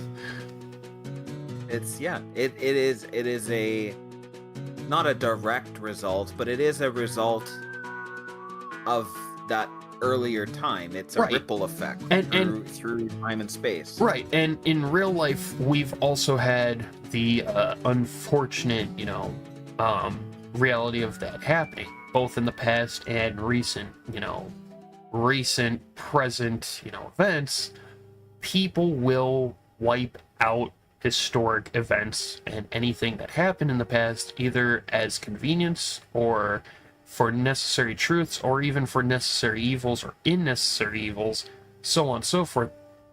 Wiping records has always been a thing, and it's even happened before, like, real-world civilizations happened. Like, wiping away ancient secrets, that's kind of a given, you know? Usually for superstitions. But in this case with Hyrule, they probably wiped out the records from the events of creation that were probably written down on slabs and so on, down to the events of the Interloper War. All of that's just thrown out, except the Zonai appearing. Yep. So. Yes, sorry about that. Yeah, no worries. So, we touched upon Ganondorf, the new Ganondorf being born, becoming a vessel for the hatred and malice of the original OG Ganondorf, the one that's imprisoned. So he is born, he's raised through this time of war, of violence, and he begins to seek the spiritual stones and the information pertaining to the Triforce. At the same time, after an intense period of this ongoing conflict in Hyrule, the current, or then current, king of Hyrule unifies the various factions under one banner and ends the conflict, ushering in a period of peace. That sets the stage for Ocarina of Time. Exactly. Now, during this time period, the Gerudo Nation have still remained aloof. They've been operating on their own again. Ganondorf has become their king. He's become their leader. He, again seeking the Triforce, comes into Hyrule knowing that it is, or affirming that it is the location where the entrance to the Sacred Realm into the Triforce is located. Feigns fealty. He swears an insincere fealty, just like his original version has done with Rauru. He does the same move, and it totally passes because the king doesn't think of him as a threat. He doesn't see any of the correlation, because most of those records from that time period were also erased, right, conveniently, and not by Rauru, because Rauru was stuck in that seal with Ganondorf, but it was actually done by Minoru and Princess Zelda for good intentions. Yep. They wanted to not worry the people of Hyrule about the coming return of the Demon King, because they had a plan, right? They were like, we know Link will be far in the future. We'll have the Master Sword. We're going to return the Master Sword to him. You know, we make these moves. We make these sacrifices. We know that the history, because at that point, Zelda is fairly aware of the repeating cycle in the history of Hyrule, that things happen and that there are heroes and whatnot that are going to oppose them. She knows all of that, and so she sets everything in motion, but she's like, well, we don't want to worry the people, and we don't want to mess up the cause and effect, the chain of information that's going to go down. So they bury it. Right. They bury the truth about the Demon King, the truth of the imprisoning war, all of it. And as a consequence of that, when you get to the era of Ocarina of Time, the king does not clue in that this man standing before him not only shares the name of the original threat to their kingdom, but that this is like play by play exactly what happened hundreds of years ago. Exactly, and it's not just that some of these records would be destroyed and hidden. We even know that the basement of the castle that leads to the royal passage and Forgotten Foundation areas, that was barred off by even royal family members and knights alone. Like, people who guarded that passageway have admitted, presumably, because we don't know this 100%, but it's presumed that the people who ruled that area / door have never even opened that door or even know what's down there. Like, it's so forbidden. No, I've never even opened it. It's completely taboo. And there is a full-on barring of any talk about it. Yes. Of that anything exists down there. It's completely forbidden, especially by the royalty. And also, like in the real world and as we've seen in Tears of the Kingdom, language evolves, both written and spoken. Like, the people of old spoke and wrote in a very different way that the people of modern day Hyrule speak and write. And only a few historians and translators can actually successfully or somewhat accurately translate it. And that's what's nuts, because you're sitting here in real life be like, wait a second, that's happened too. So they couldn't have known about Ganondorf being underground because nobody even dared to open up the door that led that way. Exactly. So when all of this happens and we have the events of Ocarina of Time unfold, this version of Ganondorf, this vessel, this manifestation, in essence, and in like the strictest sense of the definition, is the first calamity. Yes. It is Ganon. It is it's the beginning of the cycle of the history of the royal family of Hyrule, also being the history of the calamity Ganon, a primal evil that has endured over the ages, as Impa tells us in Breath of the Wild. The history of Hyrule is also the history of Calamity Ganon. Well, yeah, because the history of the royal family is also the history of Ganondorf Dragmire, in a sense. Yep. So, Ganondorf Dragmire, Ganondorf the OG, is imprisoned. The new Ganondorf, the new vessel, is Ganondorf really only in name. From here on out, we're just going to call him Ganon. He is Ganon. He is the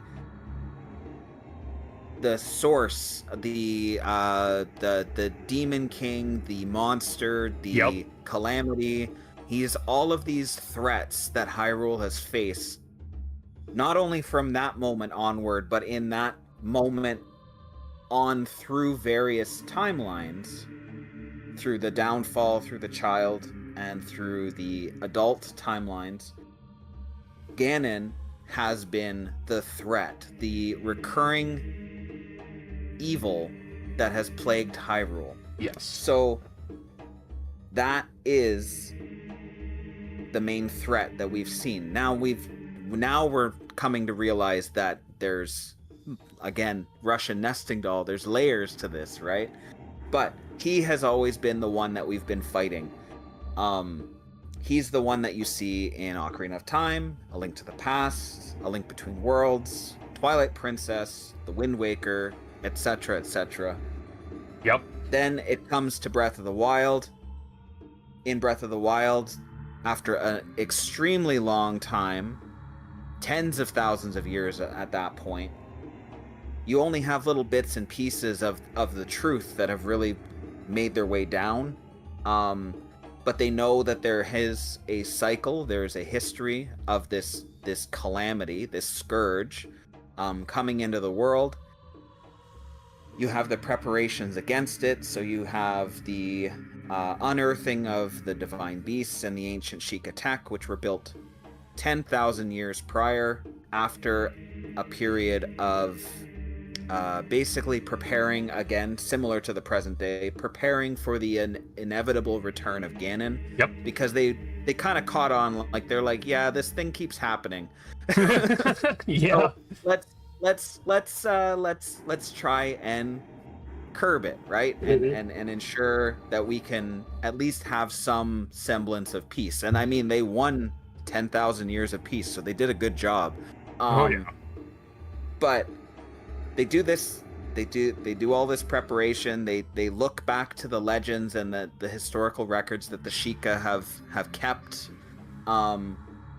They unearth these relics, these machines of war. Then Ganon emerges, and he's like, "Hey, I've dealt with these things before." Yoink! Hijacks all of them, completely decimates the kingdom, turning all of these weapons of war back upon Hyrule. And that eventually leads to the downfall of the hero. Link is literally on the verge of death. All of the champions have been killed. The princess at that point finally awakens her sealing power, this sacred power that's been passed down through generations since, at least according to the voice memories in Zelda Notes, is rumored to have started with the first queen of Hyrule, which we know is Sonia. Yep. And even that technically would go back even further, because Sonia is just a distant descendant of Zelda of Skyloft, but that's a tangent anyway. We come to those events of the Great Calamity, 100 years later, Breath of the Wild. All of the preparations that they had made 100 years ago were basically put on hold because Ganon hijacked everything. Link awakens. He retakes all of the divine beasts and essentially corners Ganon in the castle, defeats him.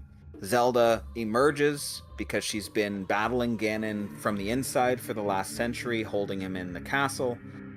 She eradicates that malice. Zip, gone. Ganon is no more. And yet, a few hundred days, I was going to say a few hundred years, right? A few hundred days later, really, it's not a very long time. There's only a couple of years, maybe 2 to 5 years at most, really, between the event. Like Link can now get a noble pursuit, so he's presumably like 121 at that point. Yeah. Yeah. So, all of a sudden, as they're trying to rebuild Hyrule, and they've been Link and Zelda have been going around meeting various people, and she's been like spearheading not only this reconstruction effort with Hudson's company, because Hudson Construction is like the successor of Bolson Construction. Yep. Anyway, she's also spearheading this research into the ancient past of Hyrule, because she's like, well, now that I'm out and about and I can do what I love, I really want to delve into the history of my kingdom. Right. So she has the Zonai research team, or the Zonai survey team, established, and they start looking into various historical records. They look into ruins. They look into all these different things. And then all of a sudden people start getting sick. So they determine that this miasma, this gloom, is the source of the sickness of these people falling ill. And so Link and Zelda volunteer themselves to find the source of this gloom. Mm-hmm. And it turns out that it's coming from under Hyrule Castle. And Zelda knows very little about this because, again, that area has been forbidden. It's taboo for her and her family to have ever spoken of it. Really, all she knows is that there is something there, but doesn't know what. Can I just say one thing, though? I think of anyone who might know anything of the Royal Passage's basement to the Forgotten Foundation, it's Sheikah. Like, if anybody's allowed to even go through that doorway, if anybody's even allowed to know what's down there and the reason to protect it, it's got to be the Sheikah. Most likely, yeah. I mean, they're the ones who hold a lot of the the royal histories and the royal secrets. They are the ones who, they stare into the darkness and work in the shadows. So they're the ones who kind of know all of the ins and outs of a lot of these things, and they have a lot of records going very far back into Hyrule's history. So yeah, I would say they definitely know. That doesn't necessarily mean that all of the members alive during the present day of Tears of the Kingdom are aware. Right. It seems like Pura was not aware of whatever it was that was down there. She was part of the team that discovered the stairway, the doorway down. Right. But she had no record that she could find that talked about it. Right, and with previous Hylian kings often growing suspicious of the Sheikah and destroying their records or driving them into banishment, it often feels like maybe the gloom that was leaking out from underneath the castle was often possessing on small influences certain royal family members over certain eras to wipe out Sheikah records to make sure no one in the future ever knows what's down there. Now that's an interesting layer. Yeah, I mean, it's possible. The way the gloom works, it infects the body, it can infect the mind, so there's a few different options there. At the end of the day, we know that Link and Zelda venture down into this forbidden area, this forgotten foundation of the Kingdom of Hyrule Castle, and they come upon the body of a mummy. Now, this mummy is being held in place by the remnants of a hand, the little bit of an arm, and all of a sudden, the mummy begins to twitch after this arm has fallen off. And as it awakens, it reveals to them that, well, it is a force to be reckoned with. Yeah. By unleashing a unfiltered stream of gloom, of like the purest malice, it not only bodies Link and corrupts his right arm, it corrupts the Master Sword. Yes. So when he goes to swing again, because it's gearing up, the mummy is gearing up to fire another round at Link and Zelda, he tries to fend it off, and the Master Sword shatters into a billion pieces. and that's what's nuts. It's like, that's the buildup of all of the malice and the gloom that he's been holding on to that he didn't unleash. Like, with the first trailer of Tears of the Kingdom from 2018-2019, remember the malice / gloom spilling out, covering a rat, like, as they're going through the Forgotten Foundation? Yes. Like, fun fact for everyone at home, yes, that 2019 trailer is presumably between the Great Deku Tree memory in Tears of the Kingdom and the very beginning scene of Tears of the Kingdom. That trailer itself, where they're going through the Forgotten Foundation, is presumably during those moments, because that's when, like, right before the kingdom shook and everything got displaced, right? So that's a little fun fact, but the thing about that is that's all of the unadulterated malice that he held on to. The memory in Tears of the Kingdom, where he says, "Rise, rise, my servants, sweep across this land of Hyrule," all of that, when he shot up malice, but the memory starts with his face and zooming outwards, that unlocks when you liberate the castle from the phantoms. But that's actually what happens in the ancient past. He's showing you what he's done before in the ancient past. That is often overlooked, but it's very highly important to remember that memory in particular. The demon's army rising from malice plumes and just coming out of nowhere. That's what's happened in the past, and that's not the massive malice buildup we saw at the beginning of Tears of the Kingdom. That's the malice that he had when he first turned into the Demon King, which is very scary. That if he has enough malice when he first turned into the Demon King in the ancient past to make this army tenfold, to control the moon and all of this, that's his base level? Yeah. So what do we see when it all builds up? I don't know, pushing the castle skywards. And that's just the start of it. And punching holes through the ground and creating and opening all these chasms. It's basically polluting the entirety of the depths. And that's in like puddles of this goop, of this gloom. Yes, and unlocking all these monsters. These monsters, the ones we see, the bokoblins, the moblins, the horriblins, all of them are not the ones that we fought in Breath of the Wild. They are the unadulterated, like, primal forms that he originally made during the imprisoning war. Exactly. That's what's nuts. It's like the amount of malice that he had when he was first the Demon King in the ancient past is minuscule to like the modern day.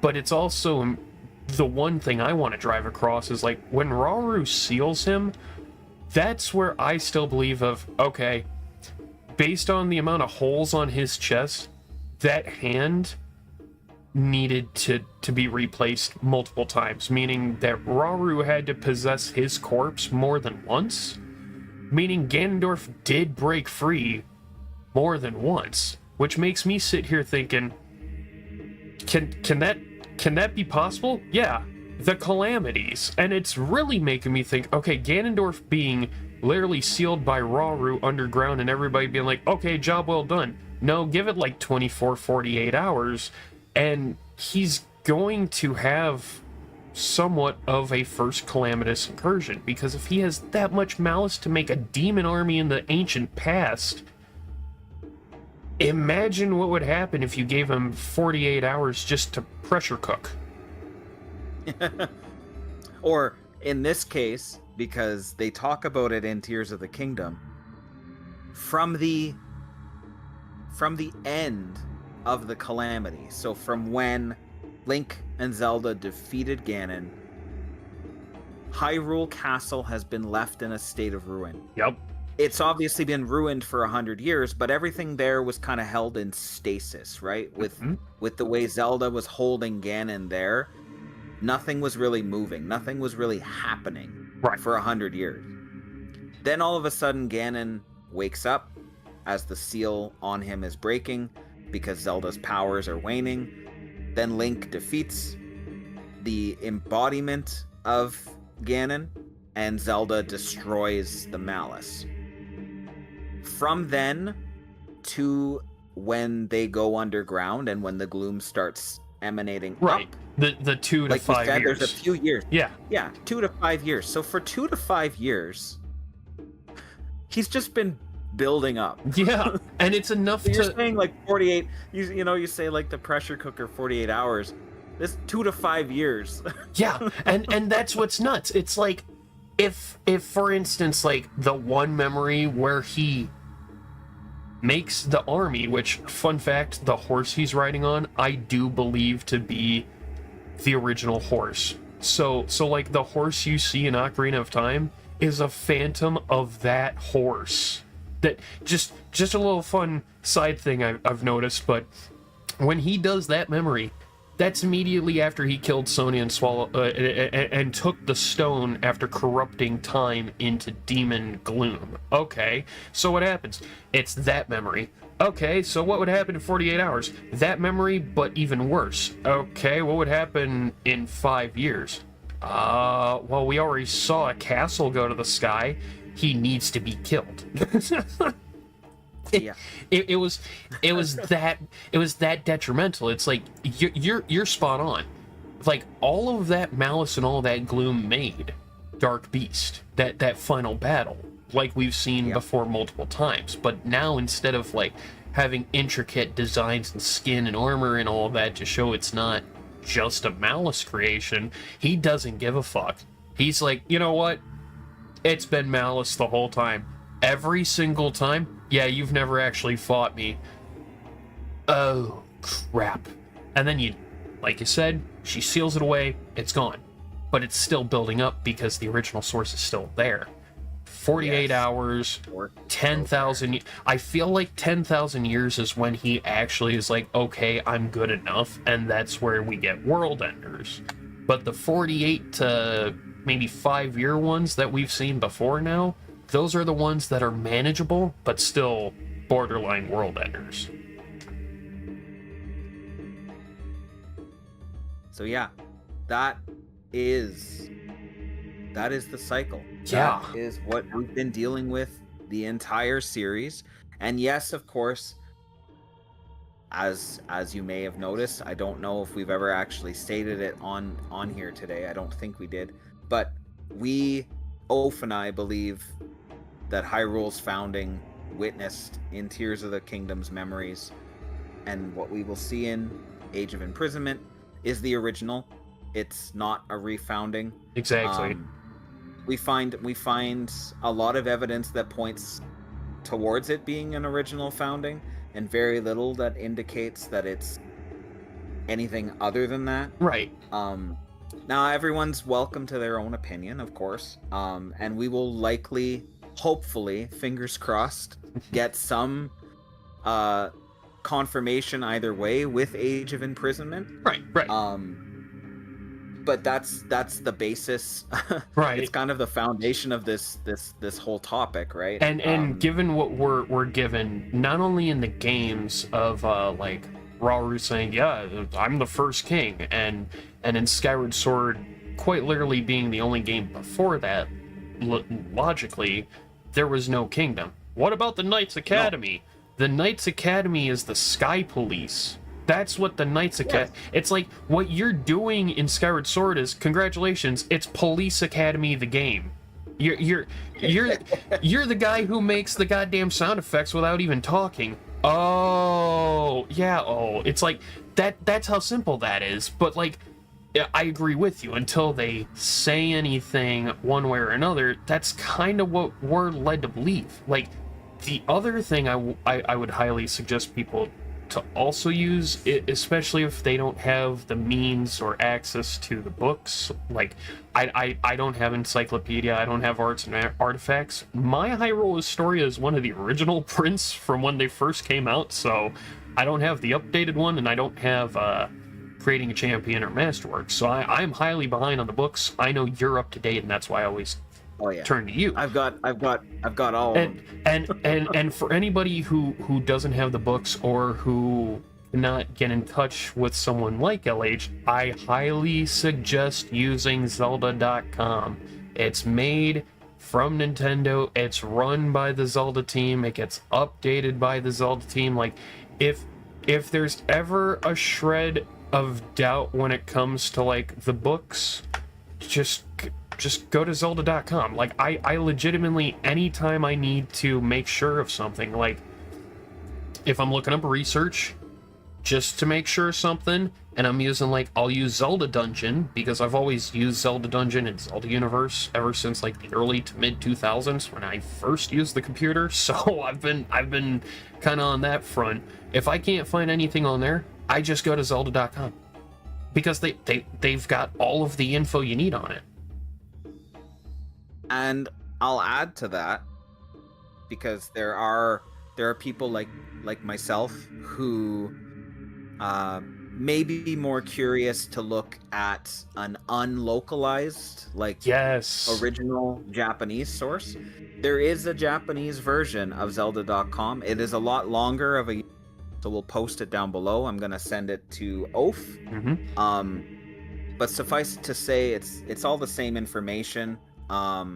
It's just in Japanese, with the caveat of having a translator tool on site to sort of translate what's there.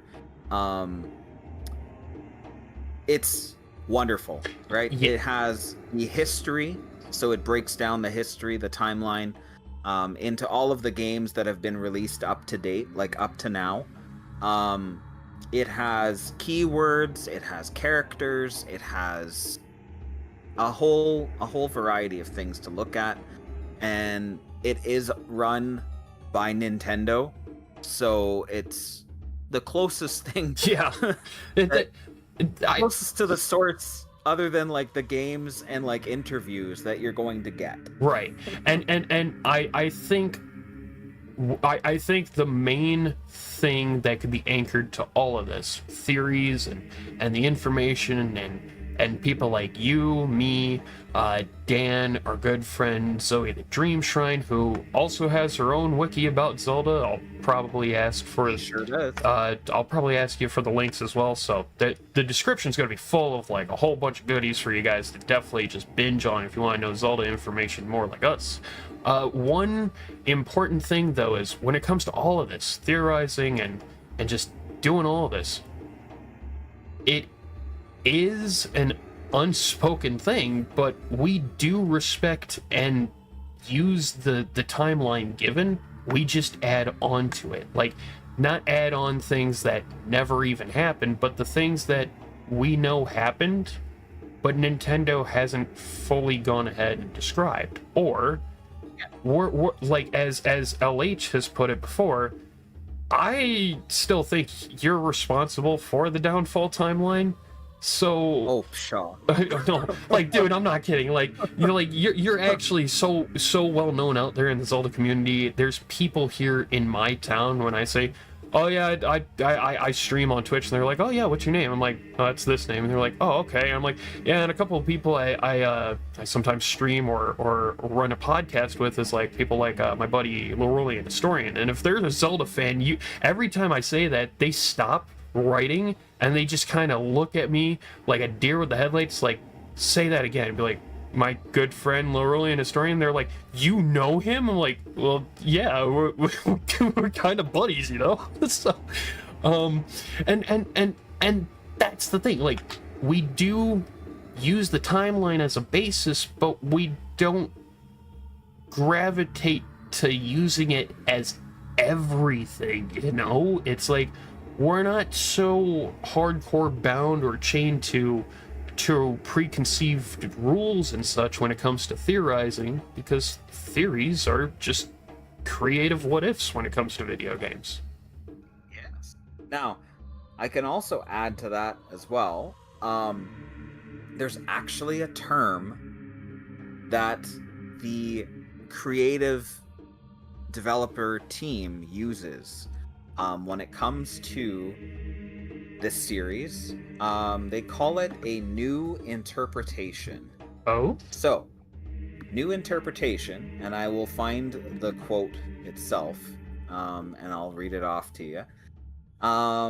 So this actually comes from a Famitsu article back in 2018, and it was a interview about Breath of the Wild. So I have a translation of it, so I'll read off the translation, and it starts with the interviewer asking, "Where do you place this story in the history of Hyrule?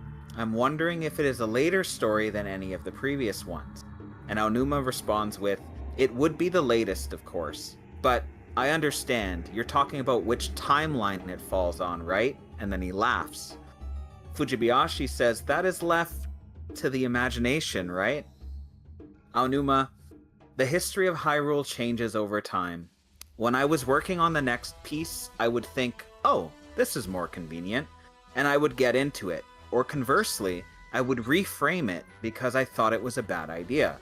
In fact, there have been several instances in the past where the history that was once decided upon has been slightly altered." Fujibayashi, "The term that's recently become popular within the company is new interpretation. Strictly speaking, it does not mean that things have changed, but rather new material or new facts have been discovered."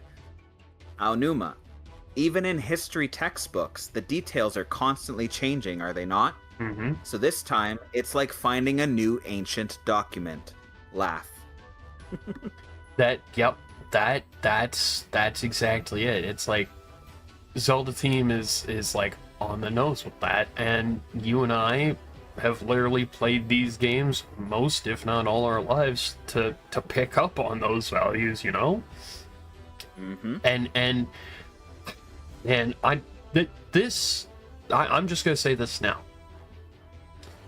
to anybody watching, listening right now that works at Nintendo, whether Nintendo HQ in Japan or even Nintendo of America, please get in contact with please. Dang it. Please get in contact with the Lorulian historian, OGO of Gaming, Dan the Man 15, and the Dream Shrine MPDG stat, because I think honestly, like, if they got in contact with us, like our team in particular, I think we'd be a good fit. You know, I don't want to toot my own horn or anything, but I honestly think with the four of us and how we work with Zelda, and especially the items we're given individually and our own skills, like, dude, I think we could carry that torch. You know. I don't know. I'm just a big fan. Oh, dude, come on.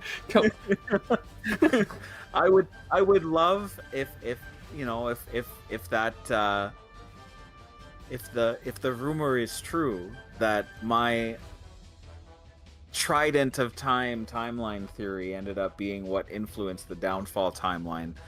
That would probably completely shatter my preconceptions about reality. That just makes that just makes me think, like, if we ever got like a guest in the business in the future on the show, like, I don't know Japanese, so I'd be like way too nervous to even be like, hey, could we get like Miyamoto or Aonuma or Fujibayashi on the show? Like, I'd be way too nervous because I don't know Japanese, and two, I'd be like, hi, Kevin, like the entire fucking time, like how I was first with you. Like, I was like, oh my god, it's actually dude, I'm a big fan, and you're like, hey, what's up, man? And I'm like, but like, I don't consider myself famous. I consider myself just infamous, I guess, because I get around. Well, but dude, I would really love that though. Like, if we got someone from the inside to be like, yeah, so can we get some kind of confirmation? Like, what was the inspiration to create the timeline to like a trident fork kind of design? And if they said, well, it's this guy that we read online like 15, 20 years ago, I'd be like, stop. Hold on, what? Be nuts. No, I don't know if I really don't think that I influenced that in any way. I think I just picked up on something that they were putting down. Right. I'm pretty good at picking up on patterns. Oh yeah. I was just like, there's something going on here. Oh yeah. And I think that's the other thing that you and I in particular do really well. Like, I know that a lot of it for me personally, a lot of the things of me picking up on patterns and certain like schematics or whatever the hell you want to call it when it comes to story and plot lines in like Zelda or Pokemon or certain video games and so on. A lot of it for me is attributed to my Asperger's, aka autism. Now, I'm not saying that you may or may not have it. I'm not a doctor as well, so I can't say you do or do not. But for me personally, that's what is like one huge factor in picking up on all this. The other one is just me being a huge fucking Zelda fan. And I think the reason why you and I gel so well is, like, we've talked about Doctor Who in the past, and we've talked about a couple examples when it comes to like putting like pop culture, whether it's another video game series, movie series, comic book series, or so on and so forth, into their story or their gameplay. It's not really too far off. I mean, the entire Zelda series, for instance, is the Silmarillion. the entire Oh yeah. the entire Metroid series is the Alien franchise, which, fun fact, yes, a Metroid game will always release 6 months to 1 year before or after the most recent Alien entry. And right now, what's happening? Alien Earth, where we come to find out the aliens were always on Earth. Wait a second, what's happening in the new Metroid Prime 4 Beyond? You go back to the Galactic Federation homeworld, where you find out they were cloning the space pirates and the Metroids and the fucking X-Virus. You gotta be joking me. No wonder fucking Samus hated the Galactic Federation. So you got the Alien series there, and then, like, oh god, like, I want to say Donkey Kong and King Kong, but there's no freaking way that is. Like, that turned into a whole lawsuit back in the day. But oh my god, the Chozo are the engineers? Are you telling me? Oh my god, yeah. That's not too far off, because Metroid Dread almost plays like what was it, 2017 Alien Extinction it was? Or I got like 45 minutes, almost an hour into that movie in the theater. I rushed to the restroom, sat in there for 45 minutes, and caught the last 15 minutes of the movie, because I was like, holy crap, that got so real. Like I was so used to like the rubber and the latex effects of the past that I was not expecting that movie, but that movie's basically Metroid Dread. Even though Metroid Dread came out a couple of years afterwards, but Metroid Dread also came out during a year that an Alien release came. You see where I'm going with this? Like, Yes. it's like Nintendo. I never picked up on that, because I haven't played a lot of the Metroid games. Mhm. It's not that it's a bad game or a bad series. It's Right. just not one that's really And- jived with me. And that's where I gotta admit too, I've only played maybe 3 Metroid games in my life. I've played Metroid Prime, I've played the remaster, I have the GameCube one, but never finished the GameCube one. I've played the original Metroid on NES on the cabinet, and then I've played Super Metroid on the SNES cabinet. I haven't really played the series much, I haven't really watched the Alien series much, but I've picked up on the lore of both, basically because of YouTube and people that we've also talked and worked with, like Conrad and so on and so forth, you know? And because they're able to piece stuff together like that too, I'm like, oh, so that's a xenomorph, and that's what this is, and Ripley is supposed to be Samus, and this, and oh, okay, and it just, oh man, I don't know how to put it other than like, there's a lot of video game series that I still have not played, but I have pieced together their entire lore and timelines. And whenever someone's like, "Hey, have you played the series?" No, but I know what goes on, and they're like, "Really? Yeah, but I don't know how to play the game, but I know the story of the game." So you don't know the game then? No, I know of the game, but I don't know how to play the game. Yeah, that's pretty much it. Oh man. I think a perfect example would be Splatoon. I kind of already know the Splatoon mythos at this point, but I've never played a Splatoon game. But with that being said, yeah, that was entire Ganondorf and Hatred Cycle, and also, yeah, that makes me want to tie in one thing then. It's basically a question.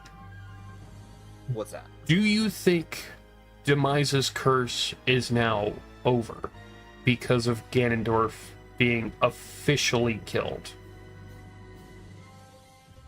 Personally, no. I don't think that it's over. I just think that that original vessel is gone. Yes. I don't think, I mean, even just for like balancing, I don't think the balance of good and evil has been shifted into just good's favor. I think evil will still continue to exist Right. in the series. It's just going to find a new vessel or a new puppet or a new something, a new way to interact with the world. Similarly, we saw in Echoes of Wisdom that particular body of Null disappeared. Mm-hmm. I don't think that was the complete demise of Null.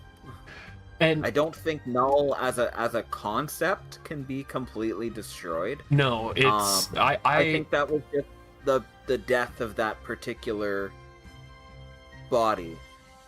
right. And I personally believe Null is a necessary evil that must always be contained, but always must be alive, because it's the root of creation, essentially, of creation. Yeah, it's the reason that the world was created in the first place. Right, and was to contain it. right, and then when it comes to Demise's curse, personally, I feel like is maybe an extension of Null.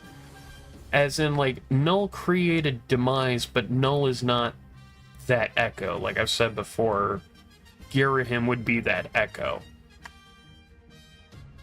I will say, though, that personally, when it comes to Demise's curse of the hatred reincarnating and so on and so forth, that's supposed to be a physical representation of Null's revenge. Demise being like a messenger at that point, like, I'm speaking as the original evil Null in the body of Demise, but I curse everyone here because I will return not through this vessel, but a reincarnated form of this vessel. And then the reincarnated form swallows the stone, turns into the demon dragon, then gets killed and destroyed, and then he's like, damn it, I will return again. And it makes me think, okay, Demise is gone, his reincarnated form, aka Ganondorf Dragmire, is finally dead. The evil is not gone only because Null is still out there. Null is a necessary evil that must always stay alive. Because without Null, basically, the world is out of whack. Null will return, and Null is the reason for that curse. Okay, fine. So, what could we see? It's like how I said before, this is a Hyrulean renaissance. It's a rebirth of Hyrule. And that means every intrinsic value of good, evil, and in between. We could possibly see this kingdom come back, because it was in 2023, like fall of 2023, when people are like, is there going to be DLC? There was an interview. I had it up here at one point. Let me see if I can find it real quick. There was an interview with the Zelda team. Yes. And in this interview, let me see. I've got it right here. So from Nintendo Life, I believe it was an interview with Famitsu as well. So yeah. The article I'm reading is from Nintendo Life, which is basically explaining what happened with Famitsu. Famitsu interviewed Eiji Aonuma and Fujibayashi in 2023. And the point in question comes from the end of the interview from Nintendo Life, where Aonuma and Fujibayashi were asked what they were working on next. The director suggested that he doesn't currently know what form his follow-up project would take, though Aonuma gave up the following more Zelda-related response. Aonuma: there are no plans to release additional content this time, but that's because I feel like we've done everything we can to create fun in that world. Tears of the Kingdom. In the first place, the reason I decided to make a sequel in the previous work was because I thought there was value in experiencing a new game in that Hyrule place. If that's the case, a new reason arises. We might return to that same world again. Whether it's a sequel or a new work, I think it's going to be a completely new game, so I hope you're looking forward to it. Number one, it's not Echoes of Wisdom. He was hinting right there was not Echoes. And number two, I personally think it's not Age of Imprisonment, because Age of Imprisonment is a co-work with Bandai Namco's Koei Tecmo. So then it makes me think they're making a new game. I wonder what that could be. And I think I've chewed your ear off in the past about that, but I'll make it quick for the lovely people at home tuning in. when it comes to a new game possibly happening, same kingdom. Okay, so I know that the immediate cop out is like, you use the same map a third time. If I have to hear the whole argument of it's a $70 DLC, they reuse the same map. There are tons of games that reuse their maps all of the time, and if the only argument is it's $70 for the same map, that is the weakest argument I've ever seen for Tears of the Kingdom, you know?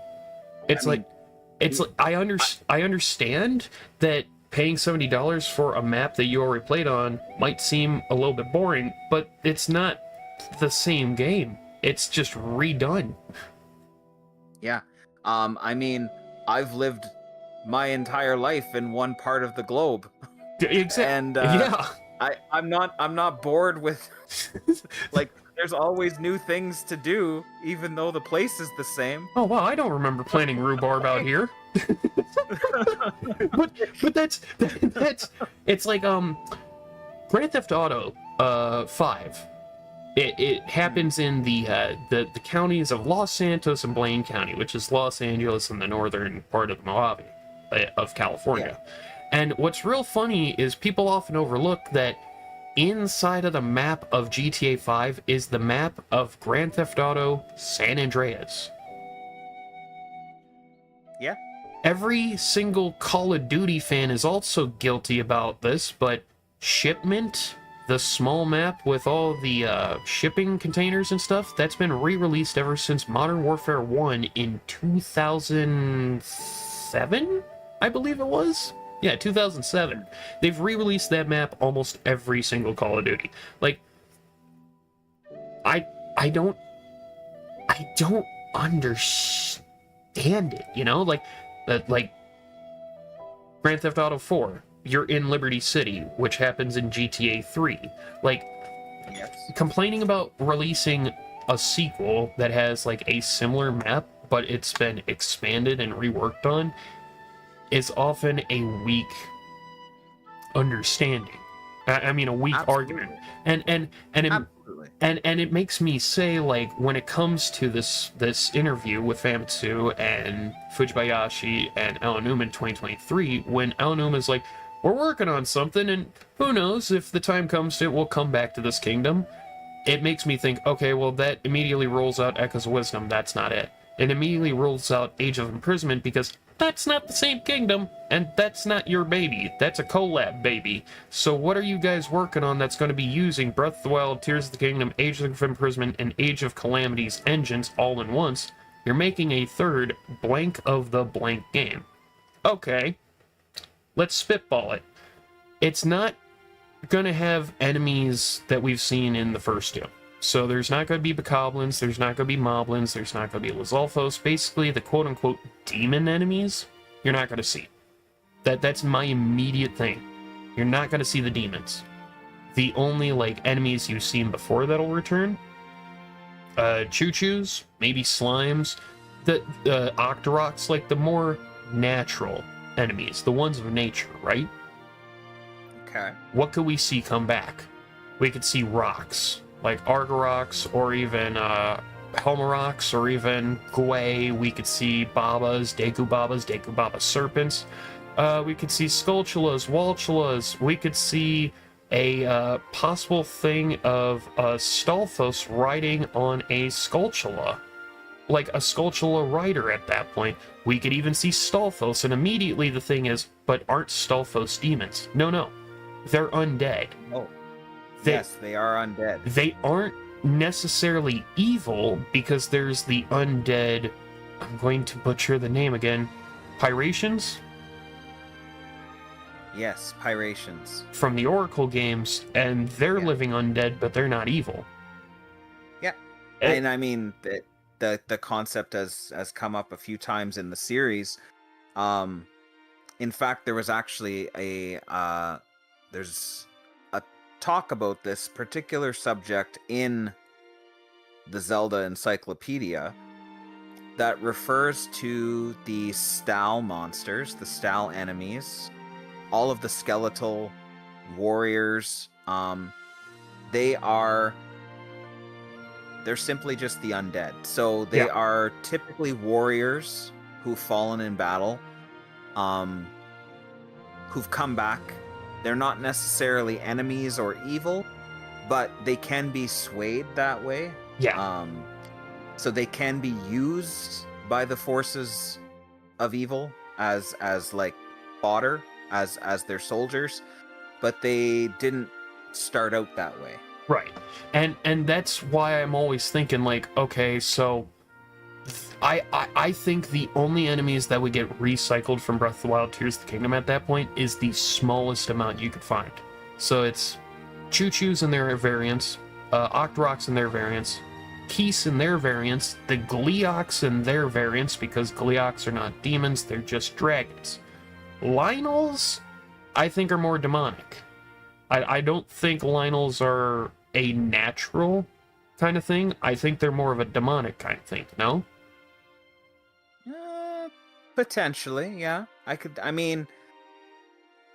They're not quite like the Blins. So the Blin family being like the Horriblins, Bokoblins, Moblins, anything that ends its name in Blin is part of that family, and those are they're the typical demon. They are the main fodder of the enemy. Right? And Hinox they're similar to like orcs and Urukai from the Lord of the Rings. Like they are the typical foot soldier of the Demon King's army. Okay, so in this thinking then, God, now I gotta rethink Lizalfos, because Lizalfos could technically fall under the natural order of things and not really the demonic, you know? But if that's the case, like, Lizalfos being more of a natural thing, we would possibly see, like, our first friendly Lizalfos or Lizalfos faction in this third game, you know? So you mean, like, the Tokay? Oh my god, yeah! Holy crap, Tokay are evil Lizalfos. What the... Thank you, LH. That's a real eye-opener. Wow! Well, so what's great about the Tokay, and for those who aren't aware, the Tokay are a race of lizard men from the Legend of Zelda Oracle of Ages. Yep.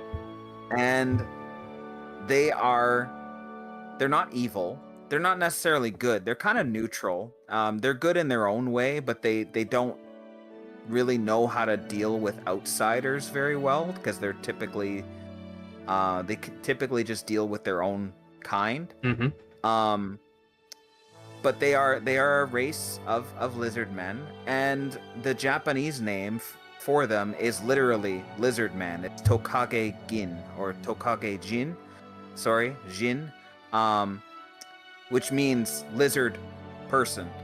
Right. So they're literally a race of lizard men. So that's exactly what Lizalfos are, and even the Daira from like Zelda 2. Oh yeah. They're literally just lizard warriors. Instead of just their typical men and women and children, they are the warrior class. I would imagine so, because that's literally what they are. They're literally lizard people with signs of civilization, of technology. I mean, they build and make metal weapons, metal armor.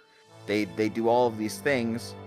And yes, they're being used. They're used in the Demon King's army, but they're not necessarily demons. Like, I got Spider-Man, like, all hairs on my arm just went up, because that's literally make me think, oh my god. So, like, you really sit down and think, okay, take out all demonic enemies of the past. Okay, how many natural enemies are there? Literally, yeah. Okay, so we could put Lizalfos and the Lizard Men. We could put the Dairas. We could put the rat guys from Zelda 2, possibly, and even the Thunderbirds. Oh, yeah. Like the Goria. Yes, it's like, if you think about it, like, you sit down and you take every single Zelda enemy of the past and split them into two categories. natural and demonic, and you take out all of the demonic, you're left with a good amount of natural and a giant open world that's empty. And now here comes the next part. So how do we make this even more impressive? I don't imagine they could repurpose the depths or the sky. No, they're not going to repurpose the depths or the sky. We're finally going to get the one thing we've been bitching about for the past 2 games. Underwater. Which is underwater, yes. You would have electric jellyfish, clams. You'd probably have possessed or polluted Zoras, which I still don't trust. Oh god, what's her name? Yona? Yeah, I still don't trust Yona. I still don't. I think that she's probably the root cause of corrupted Zora. And then it makes me think, okay, well, if there's no Demon King, there's no Ganondorf, who's this new big bad? Koga. He's been building up his army. Their disguises have gotten a little bit more intricate. Their HQs have grown. Team Rocket's blasting off again. Exactly, and if Koga was able to find out about the ancient mechanicians, he probably learned about ancient dark magic. Imagine Koga being the big bad. Hyrule Kingdom is now fully reestablished and rebuilt, similar levels to Age of Calamity, but I wouldn't say that much of being rebuilt. I'd probably say, yeah, there's going to be big spread openness of nothing. But at that point, we're going to have more natural enemies, spirit enemies, undead enemies, ones that aren't demonic. And then, I guess the last part is, you'd have a giant faction of Yiga that are now working clandestine. We could definitely save this for part 3, because I'm also seeing on the timer that we're running the clock, and I do apologize for that. Oh yeah. It's all good. But if it came to a 3rd game, I think we should definitely do that for another episode.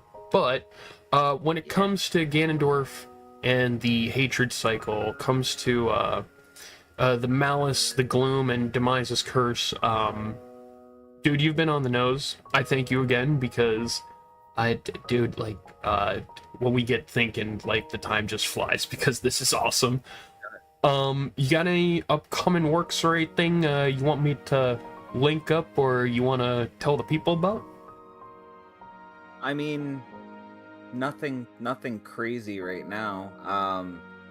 I mean, in my life, I've got a wedding. Heyo. Getting married. Heyo. In like 5 weeks. Whoa, So already? everything else, yeah. So everything else is kind of coming to. It's all on the back burners right now. Yo, okay, honestly, when you told me last year that you were tying the knot, like, I was like, whoa, that's freaking nuts. I didn't realize it was like that soon, dude. Like, I didn't know. It's all good. It's all good, because I mean, I come online and whatnot. I don't talk about my personal life too often, but I'm super excited right now. Like, Dude, I know that everybody at the Oaf level and behind the Oaf name is very happy and supportive and very excited for you, and thank you. we love you and we love Kay, and we're hoping the best for you both here on outwards, and Thank you very much. many good things to come. Yeah. And I will definitely link up any future projects that I'll also promote you to like crazy, like I do, but any future projects you got coming up. I know that I've got coming up a theory that should be releasing about the time this comes out, or if not, a little bit before, a little bit after, but we also tied in what I'm going to be covering in that theory too. So this has been awesome, LH, again. Everybody at home, thank you again for watching. This was the Deku Scrub Playground, and I've been Oaf. And I'm Laurulian Historian, and enjoy your day. Thank you so much for listening. Thank you very much, and goodbye, everyone.